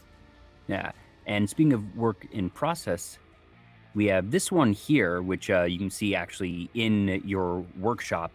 We have another one that shows the completed version, but this is a pretty large sword, and it's one of what will ultimately be a pair. Was this another one that was done as a custom job, or was it this from a particular property? So this was another. So all of my works, all of the ones that I did, as far as LARP weapons go, they were all done as like custom pieces. And people were just like, hey, I wanted this, and can you do this for me? And so this individual had commissioned kind of a more a katana-like weapon. But the problem with that is that with the cores that we used. Because this is later on when we adopted a more, I guess you could say, modern. We moved away from Boffers and we moved more towards EVA foam weapons. And for someone who doesn't know the difference, like me, what is the difference between Boffer and EVA foam? So generally, Boffers are quite simple to make. They're generally like pipe or PVC pipe that you can get at like Home Depot or something like that. Of a certain thickness, a certain gauge, and that serves as like the core of the weapon, like the main shaft. And then for like the blade, generally what you do is you take like some pipe foam, and you put that over the blade, or you put that over the core, and that just kind of surrounds all of it. It gives you this striking surface where you can whack somebody with it, and you can feel it, but it's not going to like leave a welt or something like that. It's not SCA where it's like, I have a bamboo saw with a very, very, very thin, padding over it. And like, if I hit you with this, with no armor on, you're gonna have a bruise. No, the Boffers, were a lot less destructive. Of course, like if you swung wildly, of course you crack somebody upside the head with it, and you still hurt them. But they're much safer striking weapons. Generally, they would have like an open cell, almost like, what's the term I'm looking for? Like furniture foam, like tip on them. And generally, the less involved ones would be covered in duct tape. This is like covered in duct tape. Duct tape's durable. It's easy to get a hold of. But the ones that I did were covered in what's called gaff tape or gaffer's tape, which is I'm very familiar with that from doing theater. Yeah, I figured you'd be familiar with gaffer's tape. But we used the gaffer's tape because it had that nice that cloth-like texture to it. It was kind of easier to lay down, and I was a particular fan of it because when I would put the rubber coating on it, it would the rubber coating would adhere well to the cloth fibers of the gaffer's tape, and so it would really stick on there. Yeah, and really give it some good durability. And so, EVA weapons, on the other hand, much more involved. So basically, you can see the black part of that blade, and that is a 3-layer blade made from what is it? I think it's 2 or 3/8 inch 2-pound EVA foam. So like the floor mats, like the puzzle floor mats. Yeah. You can put together. So that's EVA foam. It's Okay. It's super impact resistant. You can stand on it. It's going to retain its shape. Things like that. 2-pound EVA foam is kind of more, I would almost say like yoga mat ish. But it's still an EVA type foam. It's built for impact, whereas pipe foam of Boffas not built for impact. So they're actually the lifetime of like a Boffa that's used regularly, it's probably going to be like you're probably not going to need to replace it in about a year if you want to keep it like optimal In safety heavy levels. use, yeah. EVA foam on the other hand, it's built for that impact. It's built to absorb shock, things like that. So I would take that same adhesive that I used to glue things together, and I would basically make this sandwich of like EVA. And so you would have a middle layer where this shaft would sit, the core of the weapon would sit, and then you have a layer on each side, and it's held together by this glue. You go ahead and like you shape it, and you bevel the blade on like a belt sander, get your rough shape out, and then you go in with like a much finer grit belt, polish it down. It's just a much nicer look. You can actually get blade shapes with it. The core, and as we'll see, you do a very cool job of shaping some of these. So that was the in progress, and these are the two blades that we have when everything is said and done. Yes, and it was one of the things that I figured out in doing this whole thing and working through the haunt industry is making templates so you can make copies of things. And so I use that technique heavily in these ones to make the mashing sets. And the core in these are fiberglass rods that I think are like, I want to say like 1,500. We wanted to snap one. We had to stick it between a wall and a truck bumper and back the truck up to snap it. So well, that's a pretty good durability test. Yeah, you don't have to worry about the core snapping like maybe you might do with PVC pipe, because it's just plastic at the end of the day. Like these things were built to take abuse, and when you combine that with like a vulcanized rubber coating, the kind of life expectancy we had for these, whereas Boffas were kind of like 1 year, these were kind of more like you could probably use these for 3 years or so with heavy usage, and you're not going to see really any degradation. Like around the 5-year mark is when you're probably going to start to see some degradation. So they had a much longer lifespan. Yeah, that on top of just looking great. Yeah, for sure. These definitely, I guess, it seems like they are a lot more craftable. That at least in my minimal experience, boffers. Now that you explain the difference, it makes sense to me that basically a boffer is something that has a core that is wrapped in some sort of padded material, whereas EVA is generally speaking going to have either a smaller core or sometimes no core and is just comprised of the foam. Generally for EVA weapons, they're always going to have a core, unless you're like looking like a non-functional, like what's it called? Like a display weapon for like a convention or something like that. Okay, so the core is still going to be there. Right. But the overall, the foam is much more durable. Yeah, it's much more durable. It's a much more involved process. You have to have some specialized equipment for it. You have to kind of know what you're doing. It's easier to mess it up, but at the end of the day, it presents a much nicer result that kind of helps to immerse you in the world of the LARP a bit more. And they cost more and they're more labor intensive. So, but you're getting what you pay for. Yeah, but yeah, you get what you pay for. They're much more, durable. It's going to last longer. You're not going to need to replace it as often. Yeah, this next one I think is probably my favorite of the lot, and I didn't even know how to describe this. When I saved the file, I just called it Tooth Sword or Toothblade, but just you have these really cool designs on the main part of the blade, and then you have these, the iron-looking teeth also with sort of ridging, and it looks like there's that texture to it all. That this one, I imagine, probably took a fair bit of time to add in all these details. Oh, definitely. So one of the things is that with EVA weapons and stuff like that, a lot of people are just like, oh, I'm going to have like the block and I'm going to, like carve all the detail out. I was like, no. Because if you screw up once, you ruin the entire thing. And then you need to start from scratch. Whereas if you have it in parts that are then attached, if you mess up one part, okay, you only need to restart that part. It's not okay, the entirety is ruined, or like I have to lop off some big part and then find a way to reattach it. This is designed to be assembled.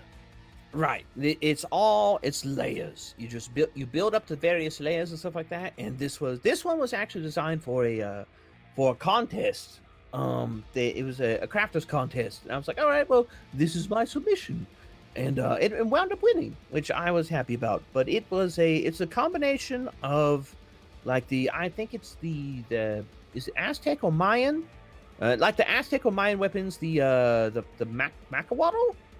Like the wooden blades that have like the obsidian teeth on them, and they look almost like saw-like or something like that. Yeah, it looks like it could be a chainsaw, honestly, that you'd imagine in a fantasy setting that those teeth would be rotating around or, vibrating or have some actual motion to them. But it was so it was a combination of like the tooth sword of like the Aztec or Mayan culture. I forget which one it is. Somebody correct me if they know. And a kind of like a Roman gladius. So it was definitely which was not a relevant shape in that culture for weapons, because the weapons were mainly comprised out of wood, and they had like obsidian teeth or like stone teeth on the side, and that would be the cutting edge. But it was supposed to be very, very fantasy-esque, and so I took those two. And, I combined them, and I was like, here's a super fantasy weapon. And it's got, like, it's gold hilt and everything on it. And it was for a lizardman type character. So it's kind of also got some Warhammer Fantasy kind of vibes to it as well. So I took that, and I ran with it. And it was also kind of a test of my skill and the ability to... see just what I could get away with it. What could I do without it looking like too much? Yeah, and I think it strikes that balance that there's a lot going on here. It's definitely a busier piece, but it doesn't feel like it's overly gaudy or anything. That it still feels very cohesive as a whole. Yeah, and I was definitely happy with it. I still have this sitting in my studio, sitting in my cave, and I'm just like, sometimes I like to swing it around and play with it. Sometimes, unfortunately, due to the current global situation, not as many opportunities to have that type of fun, unfortunately. Yeah, definitely not. This one kind of reminded me almost of World of Warcraft type of vibe. That just this one is distinctly less rustic, both literally and figuratively. That it's very clean. That it has those shiny grays, silvers for the iron. You have this very nice blue for the head of it all, and the hilt as well. It's a cleaner looking piece in a aesthetic sense. Oh yeah, and this was supposed to be. It was supposed to be like more like that that battle axe, like fantasy bearded axe, things like that. It was supposed to be like this piece that's made out of a. I'm not sure if you're familiar with the fantasy metal like adamantine. Yes, yeah. Okay, so it was supposed to be like an adamantine axe that was like wielded by a warlord who did like a lot of like judging individuals and things like that. It was kind of like this judge, jury, executioner type.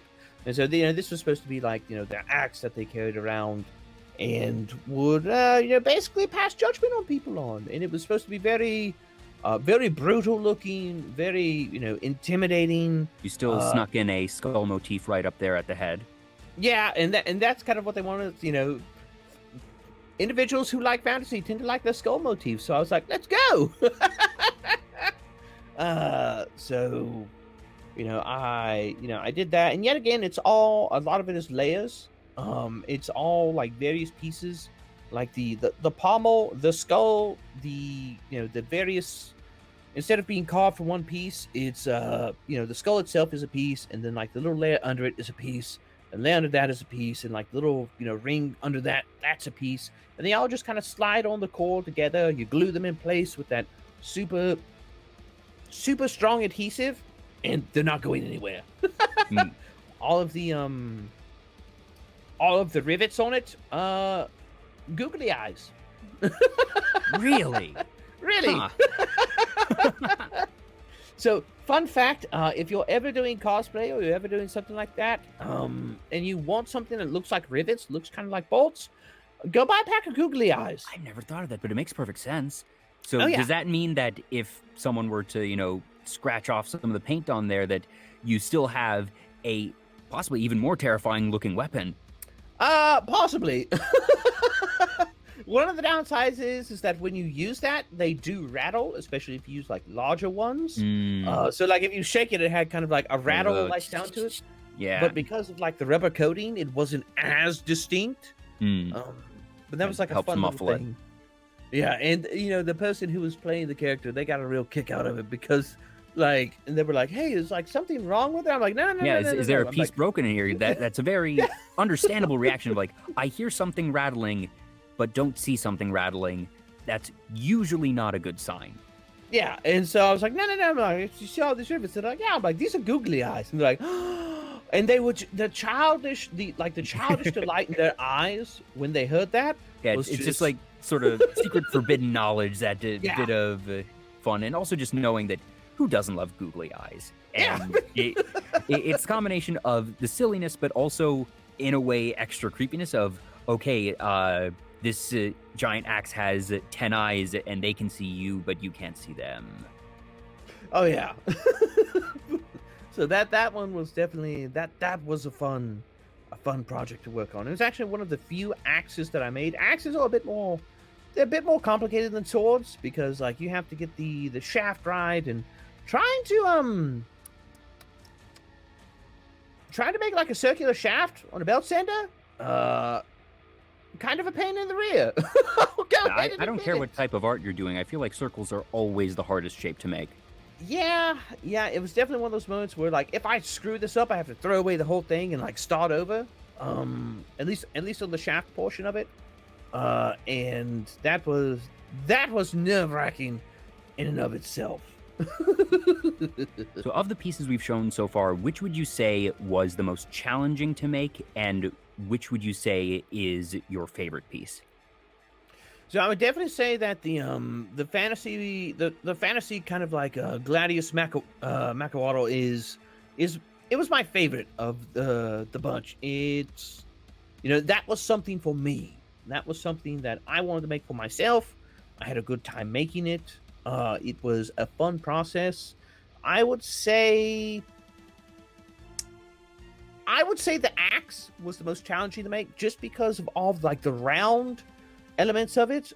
Trying to get all of those down, trying to get them smooth and make them look even, and not have any real what's the word I'm looking for? Not any real flat surfaces to them, but everything's kind of round. Yeah. Making it look like an actual axe shaft, and then trying to put the head of it together and have that attach on as well in a way that's going to be super secure. And it can provide that same durability that a sword would. That was challenging because the head had to be assembled in various pieces, and that's also the main striking surface. Like there, and so you need to make sure that it's attached well. Otherwise, that's the last thing you want falling off, but it's gonna be the thing that is actually taking most of the impact. Oh yeah, and the fact is that all of the blade on that axe, it has no core in it. The part that you see that lines up with the shaft, that is the only part that has core in it. The rest of it is just attached onto that kind of like shaft type area, and so I've got to I had to hopefully put it together and make sure that it stayed together, and so that was nerve-wracking. Now these next two are, I'd say, the most unassuming of the bunch, but possibly the most special for reasons that I'm sure we will get to. That first off, this looks like a real pickaxe. I have to imagine that there's there is a lot of skill required to make something look genuinely realistic. And I'm sure, if you're holding it in your hand, like really getting your eye up against it, that you can tell, okay, this is fake, but just that the ability to make something look natural takes skill. Oh yeah, it's a lot of it is kind of trial and error with this. With this particular piece, like it's all foam. Well, it has a core in it, but it like everything. The tines on each side, those are all foam. The head is all foam. The shaft is all foam, and it's sculpted in such a way to look like a worn, like wooden handle. And in that regard, I think I did a pretty good job of it. I put like some little some cuts and stress marks in it. I made it look like it was unevenly shaped, like it's kind of more like rustic look to it. And that's just kind of putting some flat areas on it. And it was a mixture of like different paints to get that kind of the wood looking base. And then I actually went and I put a wood stain on it.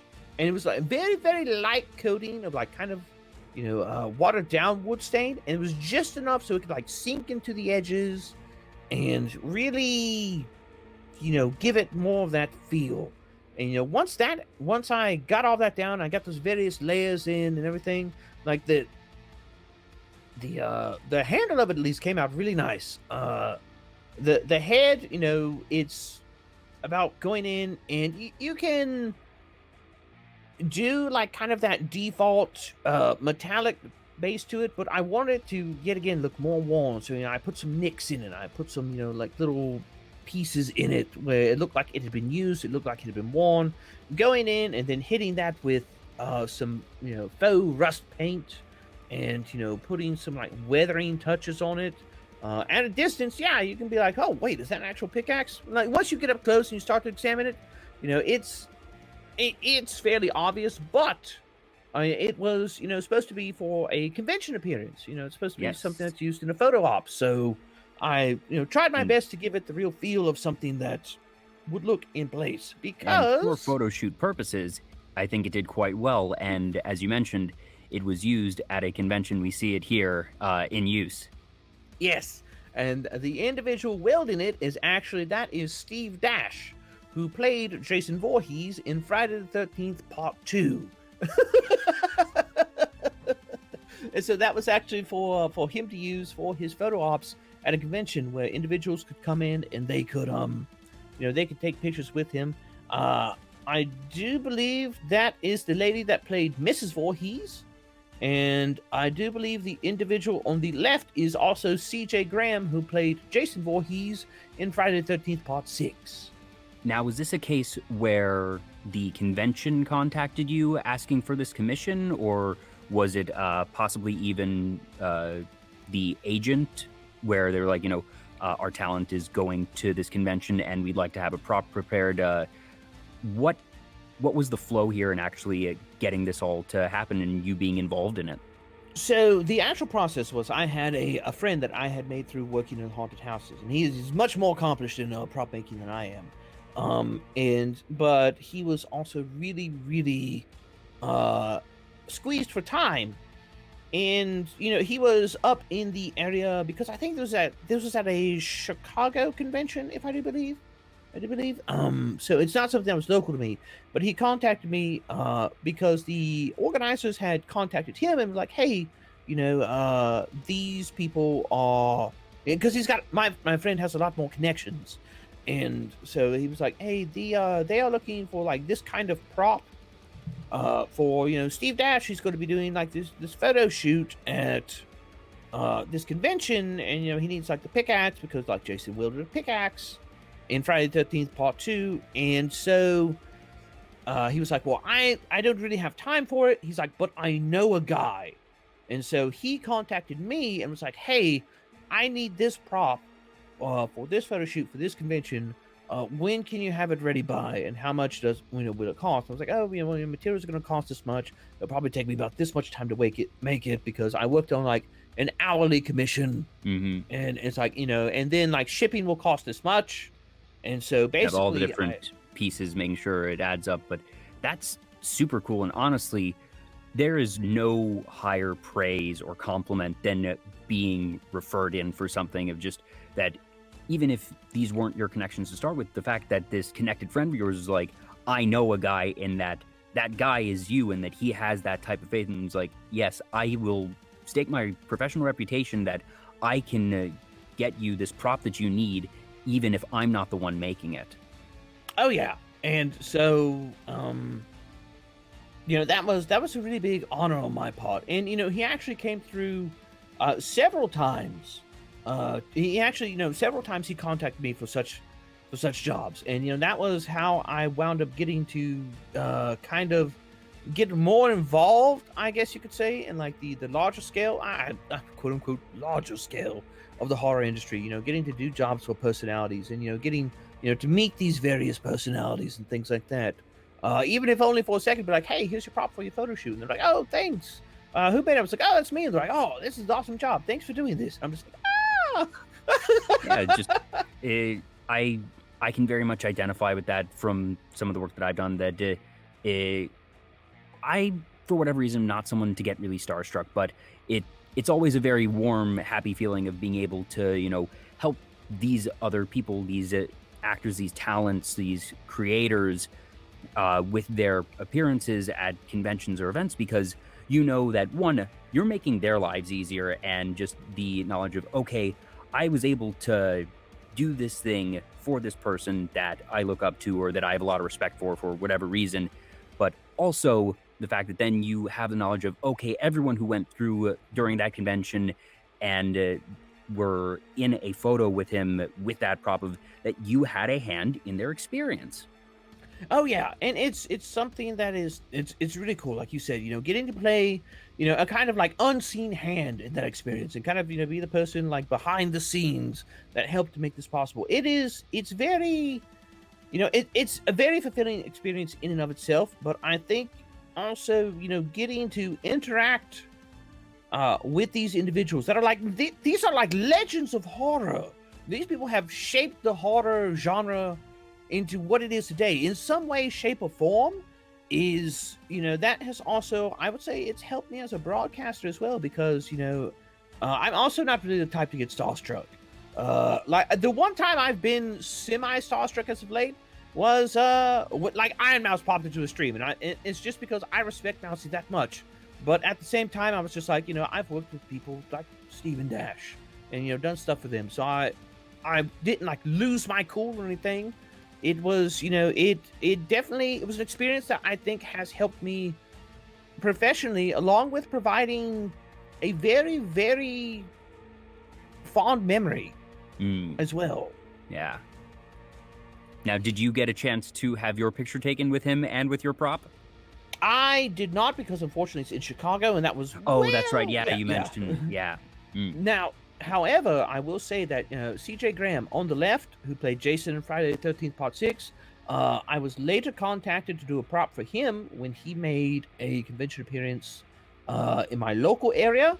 And so I was able to go and get a picture with him with that prop, and like he autographed it and everything. And I got to thank him like after the fact for letting me do that for him. That was really cool, and that only like kind of reinforced the fact that I like Friday the 13th Part 6. Yes. Out of all of the movies, just a little bit more. I already did, but that kind of cemented. Now there's that personal connection. Yes. Now, in that same vein, we have here, I had to rotate it, so yes, that is sideways, but this makes it so you can see it a bit better. This hook here. Yes, this this kind of like crudely forged hook, and this was kind of, I took some artistic license with it because we weren't really sure what kind of route we wanted to go with it. But yeah, like this crude hook that's shoved into like the stump of an arm. You can see like some blood dripping off of it. It's like a shard of bone. I went ahead and I did like the skin tone and everything, and I used a combination of red and blue food dye, clear Elmer's glue, and coffee grounds to make kind of like this blood mixture for it. Because, fun fact, we use that in the haunted house industry as well because it's super cheap, it's super easy to do, and it looks like real gore. Just coffee grounds. Yeah. Just put a little bit of coffee grounds in the clear Elmer's glue with some red food dye with just a smidge of blue food dye as well, and you've got a good blood mixture right there. It's also the clear Elmer's glue washable, so if you get it on something, just wash it right off. That's neat because I've done a bit of prop work, mostly theatrical, so not crafting, but sort of acquisition and helping placement and figuring out, all right, what things read best from the stage and sort of experimenting with that in a non-crafting sense. But I've done a few things where you have to create things for certain effects, whether it be on a prop or just to make something read from a stage. I've never heard that particular concoction, but that's super neat. I always love hearing just what sort of alchemy people end up using to get certain effects. It's a very, very like budget option, like the budget for the haunt has been spent for the year, and we somehow ran out of professional gore effects stuff. It's like time to go buy up all of the school supplies of clear endless glue and food. Well, at the very least, since horror season is close to back to school season, at the very least, I would hope that most places will have a good stock of glue. Oh, they have, and there's been times we've walked out with like 3 cases. It's like, well, I hope the kids don't need this because it's ours now. Sorry, second graders. You'll have to do arts and crafts with glue sticks, I think. No macaroni art for you, kid. And this one wound up being used by, where did we go? There it is. I'm blanking on his first name. It's Todd. Mr. Tony Todd himself. Tony Todd, yes. Individual who played the Candyman.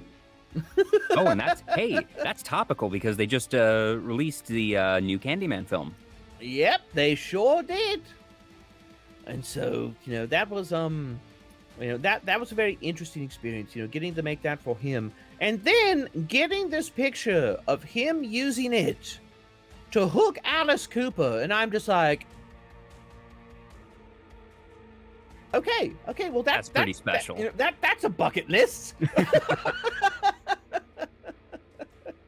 So that was and Tony is just an utterly sweet individual, absolutely awesome man. And so I was happy I was able to do some work for him. I was able to help him out, to get that prop and get him something that the convention is going to lose their minds over, because conventions they've been cracking down on props and stuff like that, on like the safety level of props. And so that's one of the things is I always wanted to make my props something that you could take it to a convention and people are just going to be like, all right, well, there's no way that this can fail a safety check or anything like that. Yeah, you want that reliability and just that assurance that one of the absolute worst feelings I can imagine having as a prop builder, as a cosplayer in general, is showing up to whatever event or con you're going to and being told you can't bring in this thing that you worked countless hours on. Exactly. And, and especially even more so when you're supposed to be like, this, celebrity, guest at the convention, and like, then, you have like this photo shoot, and you can't take the props in you need for this photo shoot because, they may have like hard resin or something, and like the security is like uncompromising and things like that. And like, and it's just, no, I didn't want, Mr. Todd to have to deal with any of that. I just wanted him to get his prop, be able to do his photo shoot, carry on with his life, hopefully enjoy the convention, and, people have some really, good memories made with a legend of the horror scene. Yeah. And that's just super cool. So, and the other person in the photograph, you mentioned their name. Like I said, I am sadly not well versed in the horror scene, but this is also someone of prominence. That is a Mr. Alice Cooper, who is an American singer and songwriter. It was a it's like now it's hitting me because I'm also just garbage when it comes to popular music. yeah. Nerd culture, I got you. Pop culture, not so much. But Yeah. the name Alice Cooper, now that you say it again, is ringing a bell. I still don't know much of their work, but that, it just layers things on top of everything else. Yeah, he's a very very very prominent musician. I'm actually a big fan of his work as well. So it was Tony Todd being able to handle it. Cool. Tony Todd pretending to kill Alice Cooper with it. I'm just like, even better. I didn't know I needed this in my life. I didn't know I needed it in my life, but I'm glad that I have it. Most definitely. Now, do you still, I suppose, if someone in the VTubing community wanted to commission you for a prop that I know it's not a major part of what you do anymore, but are you still open to prop commissions, or is that closed shop for now? The shop is more or less closed for the moment. When COVID hit, it really killed because these were kind of like, these were more like one-offs. These were, I had the connection, I had the tools and everything. Somebody knew me and they were in a crunch and like, hey, this is a guy who can deliver. He can deliver quick. He can deliver quality. He can deliver something that's not going to get snatched up by security or, by the post or whatever. And so, that was the thing. But my majority of my income from that was from, making commissions for loppers. And unfortunately, with COVID and everything, that kind of killed that business. I let my business license drop, everything like that. So it's no longer a functional business. Kind of closed up shop. I don't have a lot of my supplies. I still have my tools, but I don't have a lot of my supplies anymore. And so I would have to go out and order supplies, and it's kind of it's a big mess. If somebody really, really wanted something, and let's say like we were close, and I was like, all right, I'll see if it's something I can do, but as far as I'm concerned, it's something that's it's a fond memory. Very fair. And also, to be fair, you're very busy with, gestures broadly at VTubing things. Yes. a bit too busy, a bit busier than I anticipated I would be. You could definitely say I'm suffering from success. Yes, best type of suffering, though. Yes. Oh, definitely. I wouldn't have it any other way. It keeps me busy, at least. Now, outside of all this, some art that you're still doing, you do some studio art during your streams. You've actually been working on sort of dark fantasy illustrations of the shoujo characters, but you've also you sent me this just this morning, and I didn't know that you were into this, but you are already preparing for spooky season with another type of carving. So yes, this is actually I actually carved this last year. I carved it as part of a pumpkin contest, but this is an artificial pumpkin. I think they're called like Funkins or something like that, but they're essentially a foam pumpkin. Yeah, that way it'd be very early to carve a pumpkin and not have it just completely rot between now and October. But so did you use some of your prop making tools for this, or is it a different set of utensils that you end up having to use, since this isn't necessarily the same type of carving? No. Oh no, I used the same set of tools. I used what's basically it's called a micro Dremel. And so I basically went in there. So I drew this out as a picture, like just for fun. And then I was like, well, there's a pumpkin carving contest coming up. I was like, well, what would make for a good pumpkin? I was like, I've got it. I've got this picture on hand. So I went ahead and I used that picture. I made a template out of it, laid it over this pumpkin. I proceeded to sketch all of that out. And then I would go in with the micro dribble, and I would just remove material until I got what was essentially, this entire jack-o'-lantern. And since it's made out of foam, it's a jack-o'-lantern I'm going to have until I continue to, until I cease to be. Because it was a lot of work. I probably sunk about 20 hours into this pumpkin. Wow. Just sitting there and carving things out and getting the material thin enough to the point where the light would shine through properly, and things like that, because it's you have to continuously like remove material, but if you remove too much, like it's going to be too bright and you won't be able to see certain things. And so it was very And this is a delicate one that we mentioned. Things being in multiple pieces makes things easier, because if you cut too much on one piece, that way you don't have to restart. This is all one piece, so you need to be very delicate. Yeah, this was a nightmare medium.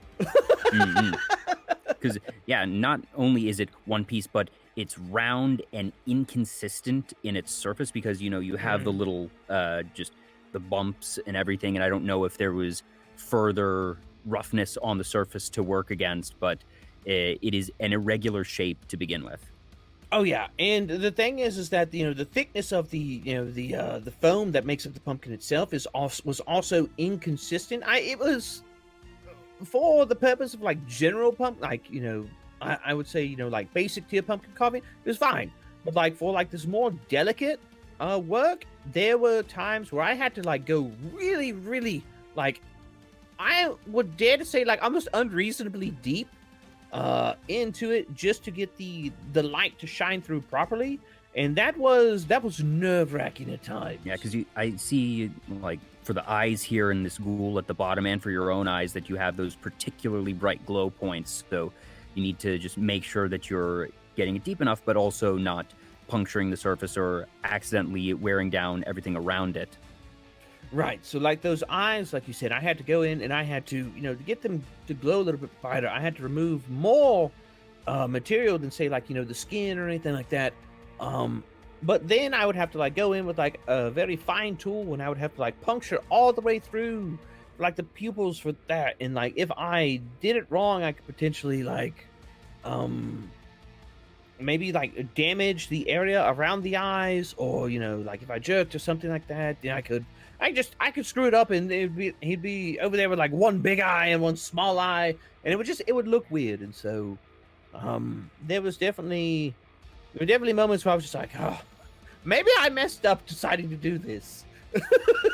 Well, I certainly don't think you did that. I think this finished product is amazing. Salty Jub in the chat asked a good question.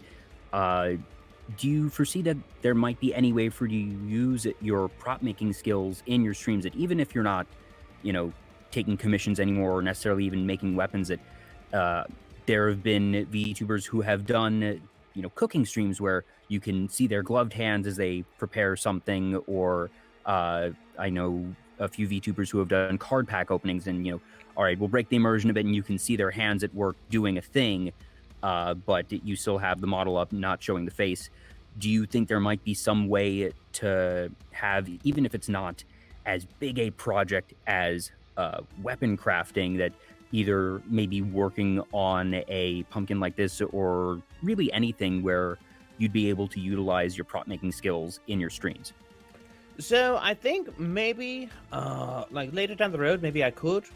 The big problem I see with it though is because of like you use a lot of I guess you go ahead and call them power tools. You use a lot of power tools, and that can generate a lot of noise. Like opening card packs is one thing. True, yeah. Cooking is another thing. But when you've got like a belt sander that's just like, bah! Yeah, and you over there, with your your XLR or your USB or corduroy mic, you can only drown out so much sound, and you have to kind of like be close to the tool itself, because it is a delicate process. To like make sure you're getting the right angle, the right gauge, the right All right, depth. so what you do here is, you're absolutely right. That's not going to be good for a conventional stream. You rebrand it here, and you get the people who want that Power Tool ASMR. I mean, hey, maybe. A 6-hour belt sander stream. Let's go. Hey, Callie had that cursed ASMR stream a month or something ago where she was literally making horror noises, like, scratching plates and just making all these really, really just horrific things. So it has been done before, even if not in a specific power tool setting. But also, some people have very fond memories of those type of noises. That for me, that it always brings me back to doing theater stuff, of just cutting 2x4s, or people who might be into prop making. I'm sure there's a market for it. Oh yeah, I definitely think there is a market for it. It would just be, kind of, That is experiment. a hyper niche stream Yeah. and definitely experimental. Yes. Yeah, definitely a hyper niche experimental stream. Would have to, gauge the community, see if they had their interest in it. I had thought about in the past, before I adopted my current petrifying persona of making tutorial videos for YouTube about, how to make these types of weapons and things like that.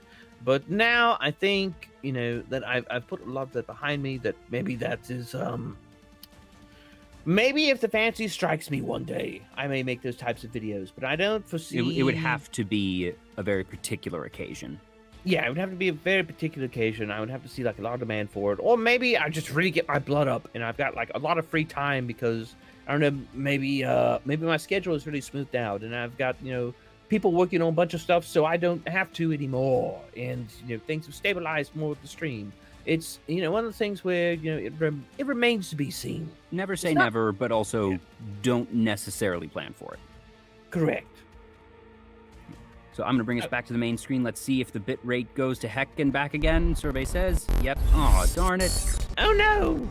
Usually goes smoother than that. It might be because I had so many pictures in. I might have forgotten to do the setting where it unloads them. That might be my bad. But anyways, that might do it. It was super cool being able to... I always love it when I have a guest who has done, whether it be, like art, or I had a guest who had actually made environments for their D&D campaigns, and getting to hear artists talk about their work is always really, really fun. So I'm glad that you were comfortable sharing all that past work and just those different experiences. Oh, not a problem. I'm a big advocate of being, well, you don't have to be a well-rounded person, but at least have multiple sides. At least be like a pyramid or something. Don't be a sheet of paper.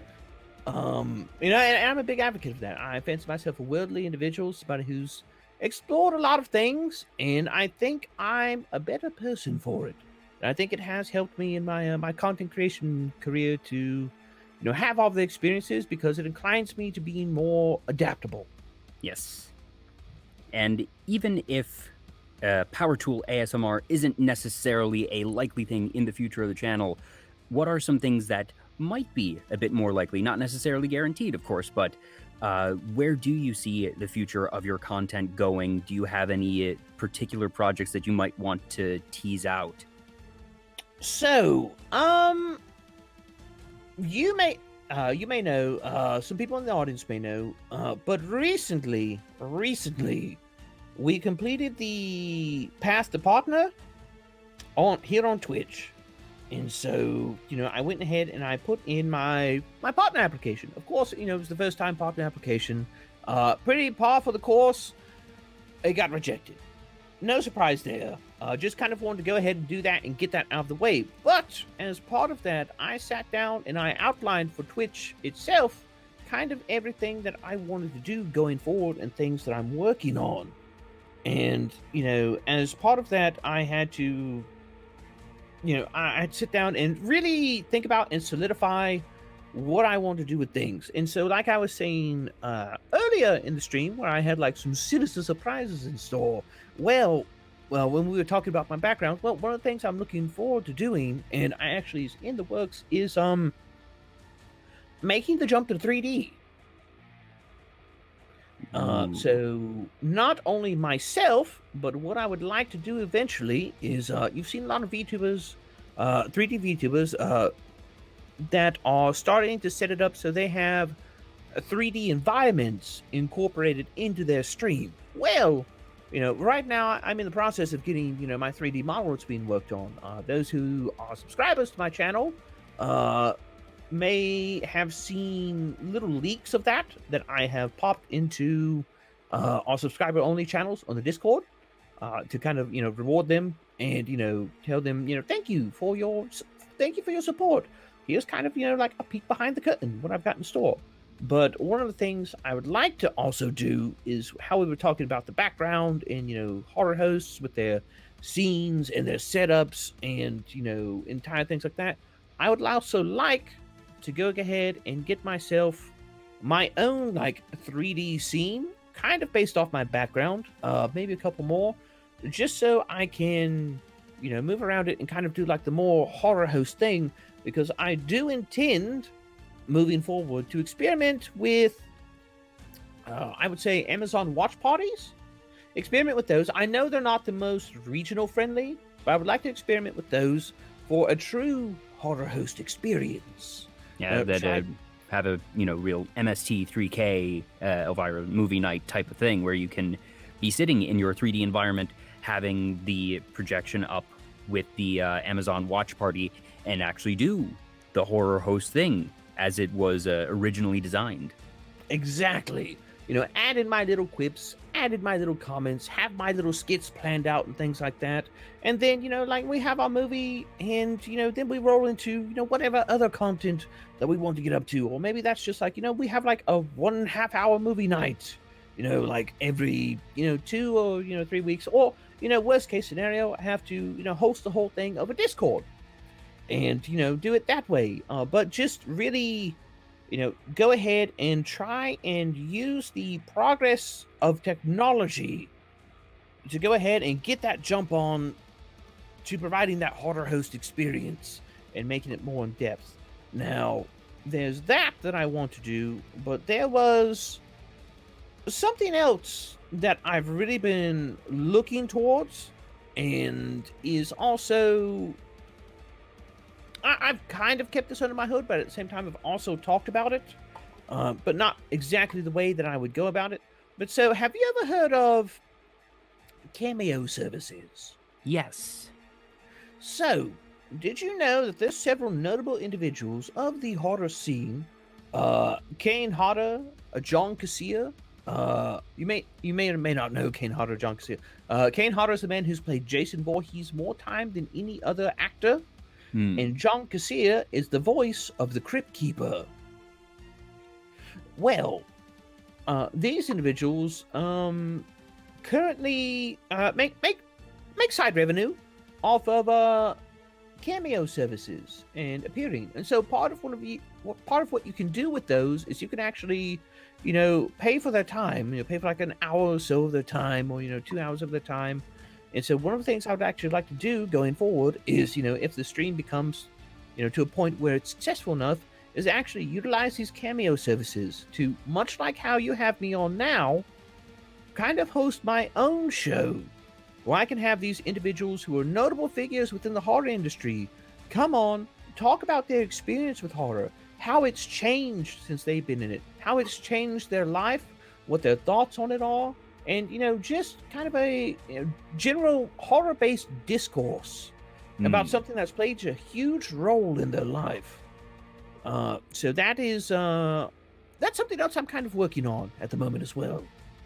That would be super cool. I never actually thought of it, because when you initially brought up Cameo, I was thinking that you were going to say, I want to, if finances allow it, like, maybe commission a voiceover thing for part of the intro, or maybe even start offering cameo stuff yourself, because you have a very honed and refined spooky voice that people might be interested in commissioning, even if you aren't necessarily a name that is as recognizable as these people who have been in horror films, that you still have that talent that people might be interested in for their own works. But the idea of saying, okay, what you are paying for with these cameo sessions is their time, and instead of it being an hour of voiceover time, it's an hour of time is an hour of time regardless of how it's spent. So would you be willing to come on and do a show like this? That's a very creative twist on, and I think that'd be really cool. And I would hope at the very least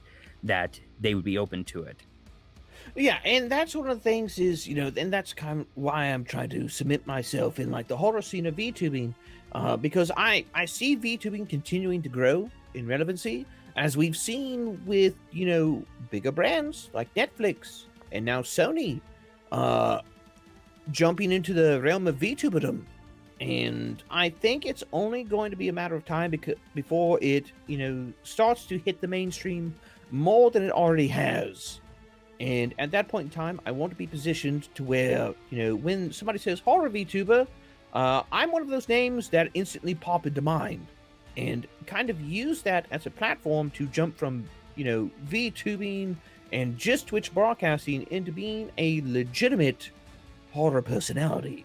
Maybe not in shows or anything like that, but, somebody who is known within the horror scene, who has this established character, who is, people aren't unfamiliar with it. They may know what I look like, or they may know the name and not know what I look like, but they know who I am.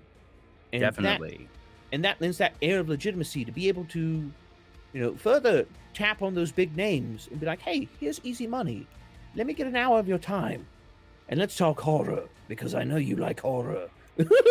And we're already seeing VTubers being invited to conventions at Whole Live and Nijisanji and Bishojo have all actually made appearances at Anime Expo this year. You see just even smaller anime conventions bringing on a couple of talents as guests. They would not make sense to invite to a horror convention. But if somebody, wants to get a talent in that, like you said, you've definitely started to establish yourself in that space such that whether it be a virtual convention or even an in-person one, that you would be somebody that they might start eyeing as a guest or as a host, an MC type of character that if you don't want to have, or if you can't have, an actor come in and be over 3 days your MC for everything, but you can get them for a session, for a panel, that's one thing. But then you need somebody to be the MC, somebody to be an interviewer during this 3-day convention. Why not you? Yeah, and that is definitely something that I'm looking at as well. Is I like I said, I don't plan to be this horror personality like in shows or something like that. I'm a presenter. I'm a horror host. Yes, it's in the name. I host the horror. I present the horror to everyone else, and let everybody else make their own experience out of it. Because at the end of the day, yes, virtual does have its limitations, but I think it is ripe to bring that genre back, make it relevant, and give it a space that, with the time when it was more relevant, there was no way for them to do the things that they can do now. But now times are different. Technology has progressed. Things can be a lot more immersive. Technology is a lot more widespread. You can have people broadcasting from across the world attending, meetings, like from Japan. You can have them attending a meeting in New York, and it's basically like they're there. And so, it's kind of... I know a couple of VTubers that have already actually done that type of thing for virtual conventions. Phoebe, who was a guest of mine a couple months back, I know was a MC/host for a virtual convention just a couple months ago. There have been several who have been either guests or, interviewers at these things. That things are already happening. There might not be anything that has been established yet in the horror scene specifically, but that sort of top line has already begun, and I think it's only a matter of time before it starts to permeate into more niche content in communities. And honestly, that's part of when you say not being the talent, but being a host and facilitator. I very much identify with that because that's how VTuber Talk happened. Because I said, all right, I'm really getting the VTuber community. I love what these people are doing. I do not want to be a VTuber. I don't think I have the time to be a VTuber. But at the same time, what if I could do something with my knowledge and experience of being a facilitator, sort of a producer, backstage type of person, and create something of my own tangentially. And I know I'm not the only VTuber interviewer out there, but I didn't feel like there was anybody who did the sort of more in-depth personalized ones, at least in the style that I do them.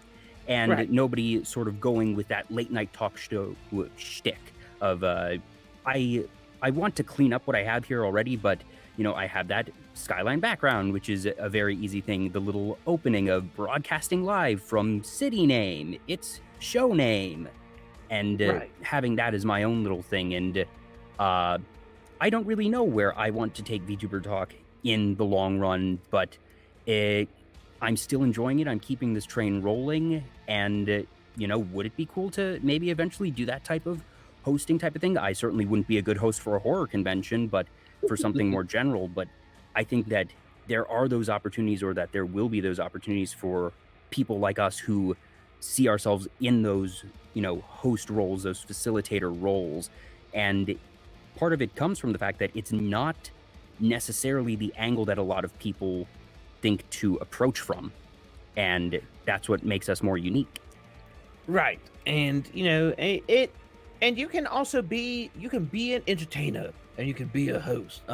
I honestly, I'm going to say, I don't think people who aren't entertainers make very good hosts. So, I think, Jay, you have a perfect voice for being a host. I think you carry yourself very well. You're entertaining without having to be the sole focus of the sole focus of the content, which I think perfectly sets you up for being a host. And as far as horror goes, it's it's something that I feel like VTubing has not hit the horror scene yet, at least not to a large extent. Probably more so overseas, but also VTubing got started overseas, over Japan and Asia, and so of course it's going to have a head start there. But as far as Western horror, campy horror, things like that, I'm trying to get that first mover advantage on it, because I certainly think you're establishing it. When it does hit, we talked about luck being preparation meeting opportunity. Well, I want to be as prepared as I can be when that opportunity does present itself. Most definitely. And like I said, I think you're doing a very good job of preparing yourself. And I definitely think it is a when, not an if, that you add just a little bit more purple to your profile. I appreciate that. I'm not particularly worried about it. It's in my opinion, it's like a lot of things. It's just another mark of confirmation bias that makes people say, oh, this is worth paying attention to. It's the same as big numbers on Twitter. It's the same as a big follow account. It's the same as a big view account. All it does is make people say, hey, this is something I probably want to check out. I'm confident that I have the content and the entertainment quality to be able to hold on to at least a decent amount of people if they get that confirmation bias that makes them want to come see it. Yes, definitely. And you have the broadness of just, you have your starting point as a horror VTuber, but like we discussed, you're a content creator, partial mentor, partial just not idealist, but ideaist, of just somebody who, is talking about the ways to be successful in content creation and different ways to approach things. And I think that you definitely have that full package, but that very honed branding that acts as sort of your spearhead for everything. Oh yeah, and I feel like that's part of the reason I can take advantage of the opportunities that are presented to me, is because I spent that time learning marketing. I spent that time learning, honing my branding down with individuals like Jusaki, who you've interviewed in the past, who have that experience in the grand scheme of marketing. Talking with individuals like you who have a history in marketing as well. I'm not a marketer by trade. I'm an artist. I have zero training and education in it, but I've been able to find people who are smarter than me in that field, learn from them, take that, apply it to what I'm trying to do, and like I said, it's just stacking the deck in your favor. Is it guaranteed success? No. But you can stack the deck in your favor, so you're probably going to draw at least one good hand. The odds eventually that statistics say that repeated attempts do not change the inherent odds, but repeated attempts increase the eventual odds of success, provided that underlying odds do not change. I'm going to go ahead and nod because you kind of lost me on that one. I got streamer brain. Leave me alone. All good. And I very well may have bungled that analogy, but anyways, that the preparation helps. Oh, yes, Tealeaf, the goldfish stopped for a moment. So we've been at this for 2.5 hours now, and I don't want to take up too much more of your time, but I have a couple questions that I use it just sort of as a wind down for all of my guests, but also one or two more specialized for you. The first is I would like you and I to both give our best evil laughs. The best And you can evil choose laugh, huh? if you would like me to go first or if you want to go first. You go ahead. You go ahead and go first. I don't want you to feel like you have performance anxiety if I were to go first. Okay. Well, let's hear.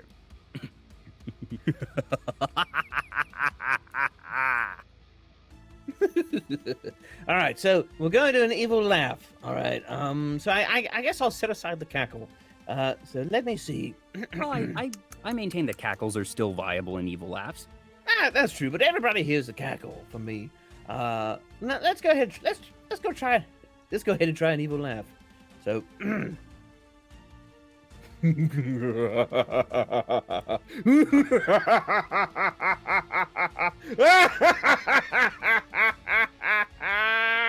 Ooh, clap, clap, clap. Very, very good. Of course, it's Cab hands down. He's the professional here. He's the one that's got more experience. Or may not be more practiced at it. Yes, no, that I had a practice in you got on that take a lot better. The elevation of just the escalation rather of starts low but then grows into that sort of cacophony of just maniacal menacing, and very, very well done, sir. Thank you. It's not something I get to ask of a lot of my guests, but I was like, I hope that he'll be game for this one. Oh yeah, definitely hands down. A little bit of voice acting, a little bit of fun. I'm gonna go ahead and say you gotta go to evil laugh yourself, Jay. Thank you. If you ever want to set aside the the whole host thing, you might have a future in being a cultist. Oh, who knows? Or maybe I'm already there and just nobody knows. Oh, have you seen the violet sign? Question from Seaman: why does Cab not sing? Oh, well, I don't know. Like, is singing an interest of yours, Cab, or is that something that just not really your cup of coffee? So of course somebody's going to bring this up. So fun fact, I have been in a band in the past. Kayfabe aside, yes, Cap has been in a band in the past. I was a vocalist. I did sing just a hint of a psychobilly, which is kind of a, rockabilly mixed with a bit of punk, if you're wondering. But I've always had a bit of a passion more for metal, particularly more power metal with its higher ranges and more, I would almost say, smoother operatic vocals. And so that's one of the things I'm kind of working on at the moment, is getting my singing voice back. Because I'm very, very out of practice. I also have respiratory issues, which cause me to be easily fatigued. And so it's building those back up. And yeah, I remember you mentioning a while back that you had to sort of put a limit on your streams because obviously this is not your natural voice, but getting Correct. it and being able to maintain it for long periods of time, it requires stamina. But I have noticed your streams have been getting longer lately, so the work is showing.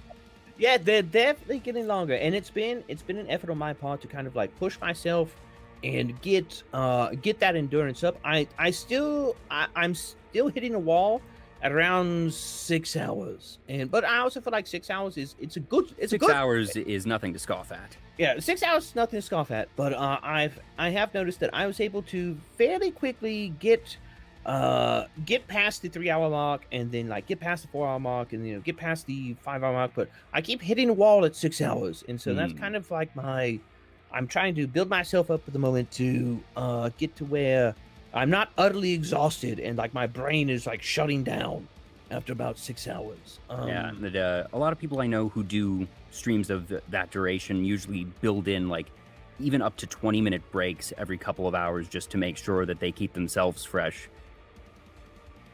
Yeah, and I've not been doing that. Yeah, you've just been going straight through marathon style, so maybe that's one thing to experiment with, of build in a break every 2 to 3 hours or so, see if that little rest in between maybe lets you push past that wall that you currently hit. But even if not, like I said, 6 hours, that's really good. Oh yeah, yeah, and I'm fully willing to admit that. If I just like kind of stay at that wall of like broadcasting skills, I'm totally fine with that. Yeah, and you can do a lot with 6 hours. Oh yeah, and so like on the subject of like why I don't sing more is because well, first off, I'm not an idol. I sing because I think it's fun, not because I want to be like a main source of content. I think it's fun for one-offs. And, I tend to like sing when I get wrapped up in things. But at the same time, singing is also, especially on stream, it's a touchy subject due to the whole like DMCA thing. Like, what is it? Lux got a copyright strike for humming Despacito. For humming Despacito. I didn't know that the tech was that far advanced that they'd be able to nab humming.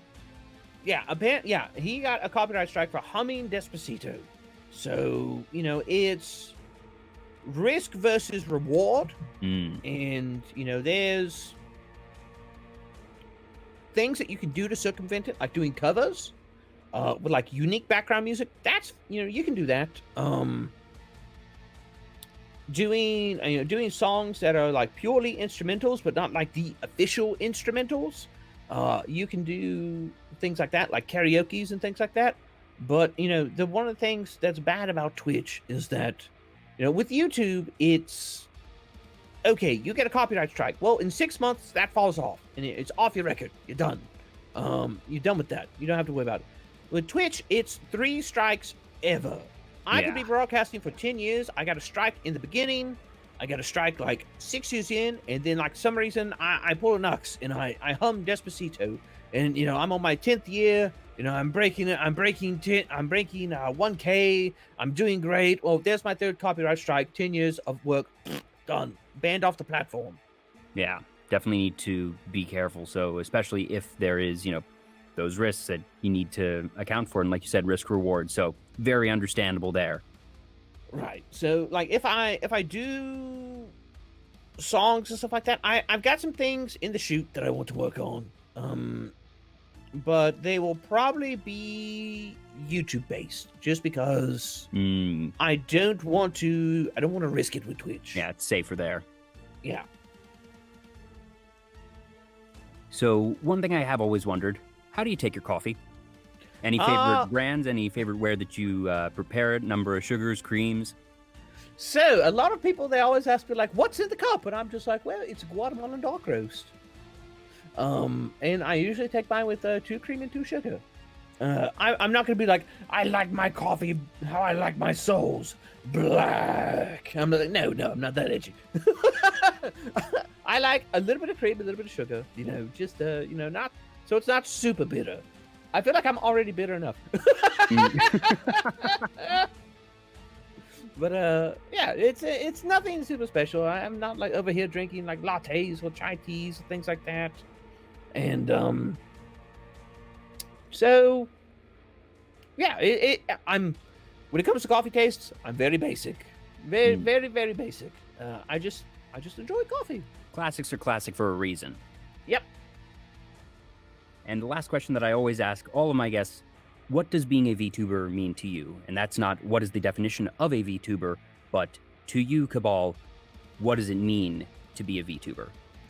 So what to me it means to be a VTuber? And there's no right or wrong. I've had some people say it's another tool in my acting arsenal or content creation arsenal. Some people have said it's allowed them to come out of their shell and to be something that they can't be in real life. Others have said, I had Toma on the other day, and she was like, this is how I'm able to, tap back into like childhood joy. That there's, like I said, really no wrong answer. Some of the answers I've gotten are a bit more buttoned up and a bit more just professional, that this is a tool. But VTubing has this spectrum of it can mean a lot of different things to a lot of different people. So what does it mean to you? So to me, I would say that VTubing is kind of like, it's the mask that I wear in the haunt. Is it a character? Yes. But that mask is a shot of myself. It's, something about me that's dialed up to 11, and, it's got a little bit of extra spice put on it. but it's something where I can channel my creativity with that mask as the focus to present a show that's entertaining for other individuals, but at the same time, build a community around something that I'm passionate about. And, build a community of individuals that share that passion for what I have, and we can continue to grow and, explore new depths and just see where it takes us. Is it a tool? Yes, but it's a glorious tool that allows people to kind of set aside preconceptions that they may normally have cast on them, whether by face cam or just if the voice, if they choose not to have face cam, and become what we want to be, what we want to present ourselves at, and have that creative freedom to fully express ourselves in such a way that it carries across better, and people are more able to see the person for who they really are, and not what they may look like or sound like. What a beautiful analogy of just like as soon as you said the mask that you were in, I was like, oh my gosh, that's so Cab, and just and then just everything on top of that just absolutely fantastic. Like I said, no wrong answers, but that was a wonderful answer. Thank you so much for sharing your time, your knowledge, your insights. Before we get going, do you have anybody that you would like us to raid into today? As far as anybody that we'd want to raid into, well, there is a certain individual who's also a fellow horror VTuber. She touches on things that are a bit outside of my realm, conspiracy theories, things like that, but she's somebody who is very, very technically adept, also a fellow hunter, extremely entertaining individual, and I feel like she just does not get enough credit for the work that she puts in, and that would be a certain Miss Zozo Horror Show, if you don't have a problem with the J. Oh, no problem at all. She was in here earlier. I'd be more than happy to send things along her way. So as I prepare all this, folks, thank you in the chat for coming along with me on this wonderful, horrific ride. Cab, thank you again. Let's hear. Oh, a couple people I haven't gotten to thank yet. ASM Artist, love that name, by the way. And Nanoic1, thank you so much for the follows. I hope you all enjoyed this. I will be back again next week with another show. I already have a guest lined up. I'm very excited. As always, one of the just best things about the show is that getting to talk with different people, because there's so many wonderful personalities in the VTuber community that I spoke with, like I mentioned, Toma Tostos just the other day, and she's this bright pink happy tomato farmer VTuber, and honestly I was so happy to have the two of you on the same weekend because you are so very different that you cannot compare Cab to Toma and vice versa, and that's what's so great about VTubing, that there is this diversity of just aesthetics, talents, personalities, and it makes my job as a host frankly very easy and very fun.